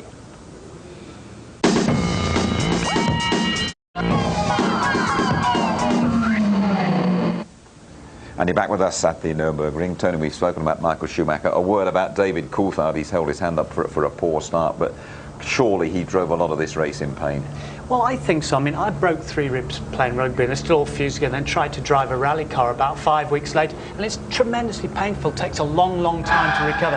This guy, Coulthard, trying to hold off Rubens Barrichello for a podium place here, having to work overtime. He said then in the conference, the rear end getting away from him, one of his hardest races. Look at the pressure that he's literally soaking up, never mind the rain that's floating around in the cockpit there as well. We all thought that he was going to lose that place. That is a very, very brave effort and fantastic driving from both of them, in fact, but David Coulthard third. Absolutely. Let's have a word, shall we, with Rubens Barrichello, lapped, of course, by his teammate Michael Schumacher. Here he is with James. Painful then, after all that, to have seen Michael come through to lap you. You must have thought, why me? Yeah, because we had the same pace. We had I had a problem on downshift, but apart from that, I mean, he was behind me, and I reckon he was doing the same lap times. I had to let him by because of the blue flags, which is quite right, and the team ordered me to let him by. After that, I was behind him and I couldn't see anything, so I lost time again. So it was a shame today, but you know, we have what we deserve, and I think my time will come. Good old day for Ferrari. There wasn't it not so good again for Jaguar. Irvine taken out, and then Herbert, well, coming off second best against Alexander Wirtz, it seemed to me. Yeah, Herbert winning here last year when he was cloud watching, but this gaggle of cars behind them, up behind them is coming David Coulthard, Rubens Barrichello, Häkkinen's closing in. They've already let Schumacher through, but Wirtz diving on the inside there when he shouldn't really have done that, in my opinion.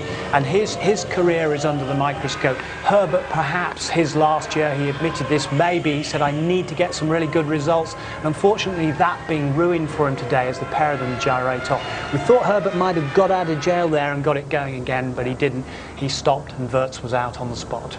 Right, let's have a look at the standings, how it all shakes down after the European Grand Prix race. 6 Schumacher is now opened up that gap again to 18 points. David Coulthard 4 points adrift of Mika Häkkinen, and then Barrichello. Ralf Schumacher didn't score today, and Fisichella on 10 points. And Ferrari 10 points clear of McLaren at the top. Big gap then to Williams and Benetton. And Jordan, who had such a poor day today, just ahead of BAR Honda. Right then, next Wednesday night on this channel, it is the climax of a season's endeavour in the UEFA Champions League. These goals shattered the European dream for Bayern Munich and Barcelona. That's it! Next stop, Paris! The Champions League glory continues, a Spanish fiesta in Paris. The first final between two clubs from the same country. Real Madrid and Valencia fight it out to be Europe's #1. The final of the UEFA Champions League, Wednesday 7:30 on ITV. Are you ready for a hot Parisian night? Keep an eye out for the highlights tonight, just before midnight. And that programme, as always, repeated ITV2, 7 o'clock tomorrow night. Michael, you seem very popular here. Did you do something special today, do you think? Oh, it looks like, yeah. I mean, I'm honestly not surprised I'm popular here. It was an incredible pass you put on Häkkinen. Tell us about it. Hey, it was nice. I don't have very often the opportunity. I was a little bit concerned because I had the harder tire, that in this condition, which was very slippery, I would lose ground, but actually I made up ground. Seemed to give you an awful lot of pleasure, this win today. Tell us about it. Yeah, certainly did. Well, it started raining a little bit more in the back corners, and it gave the opportunity to Michael to close up. And I feel that way he probably had a little bit better car in the rain than I had. Tell me about the last few laps, your battle with Barrichello.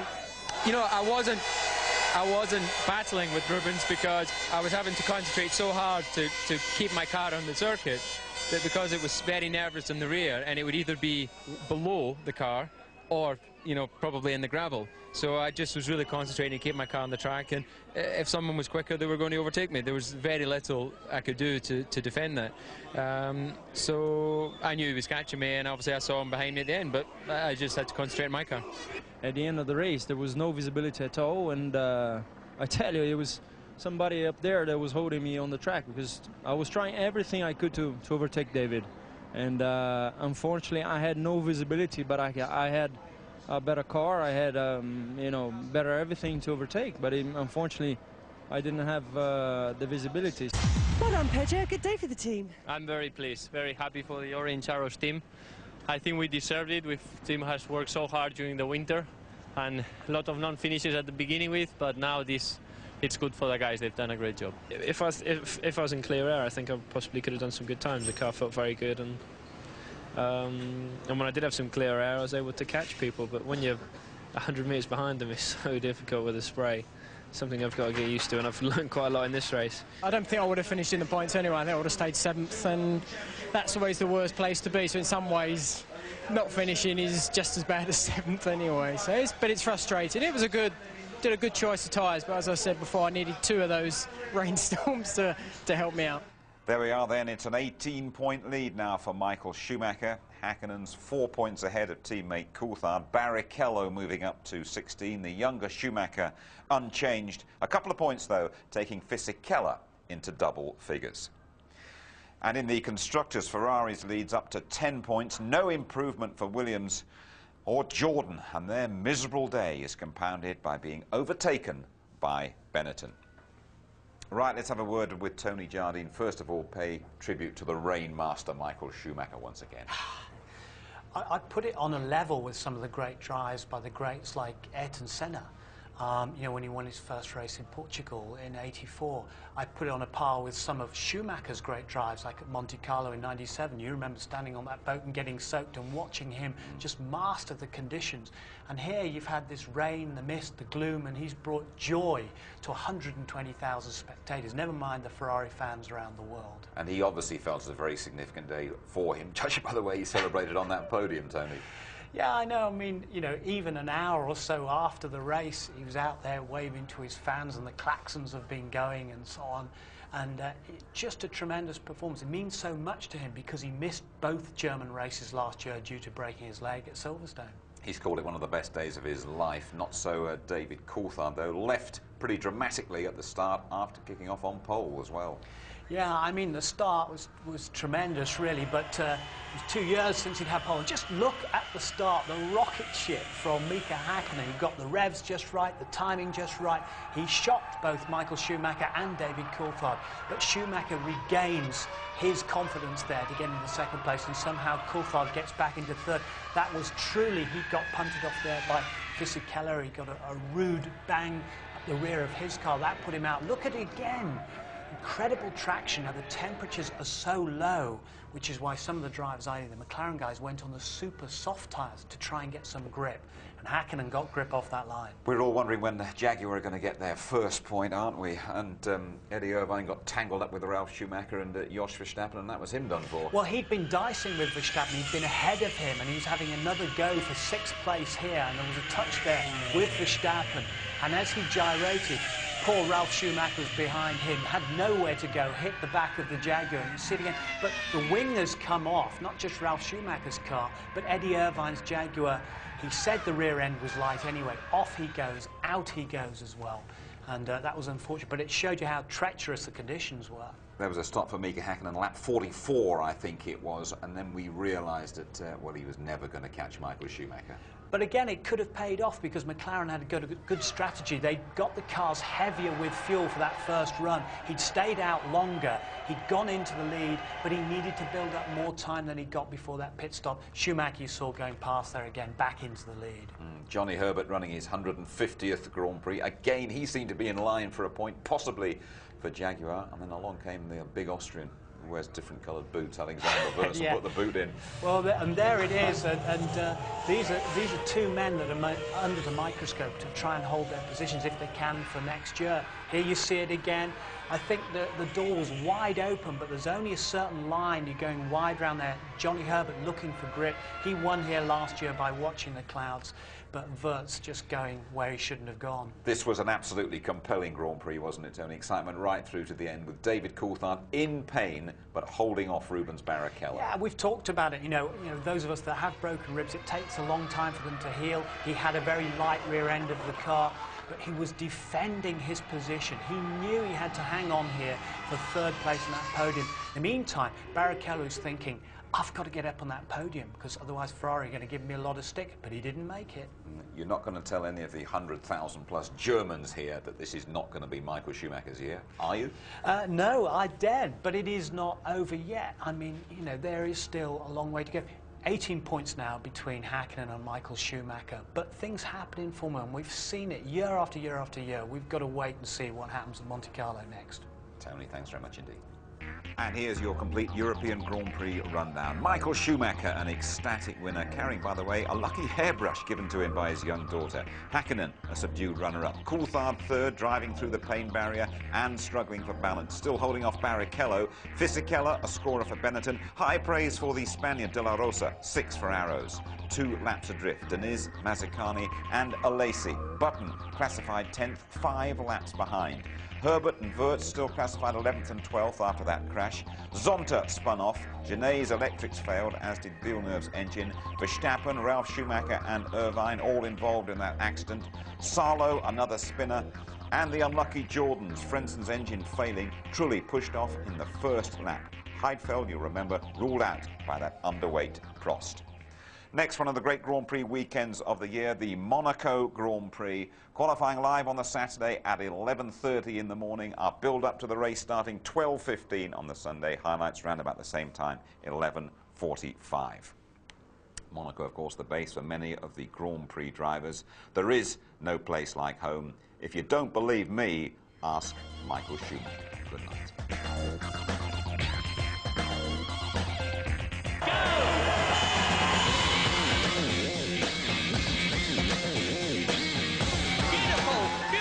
Drive by Michael Schumacher.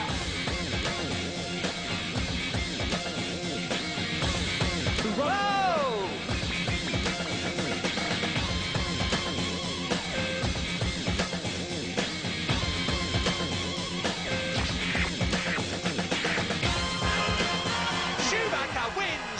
Germany.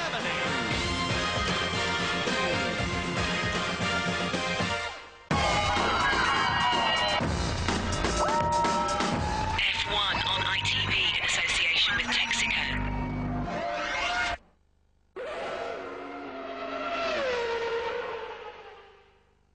If you would like to know more about Formula One, the website address sponsored by Digital Island is www.itv-f1.com.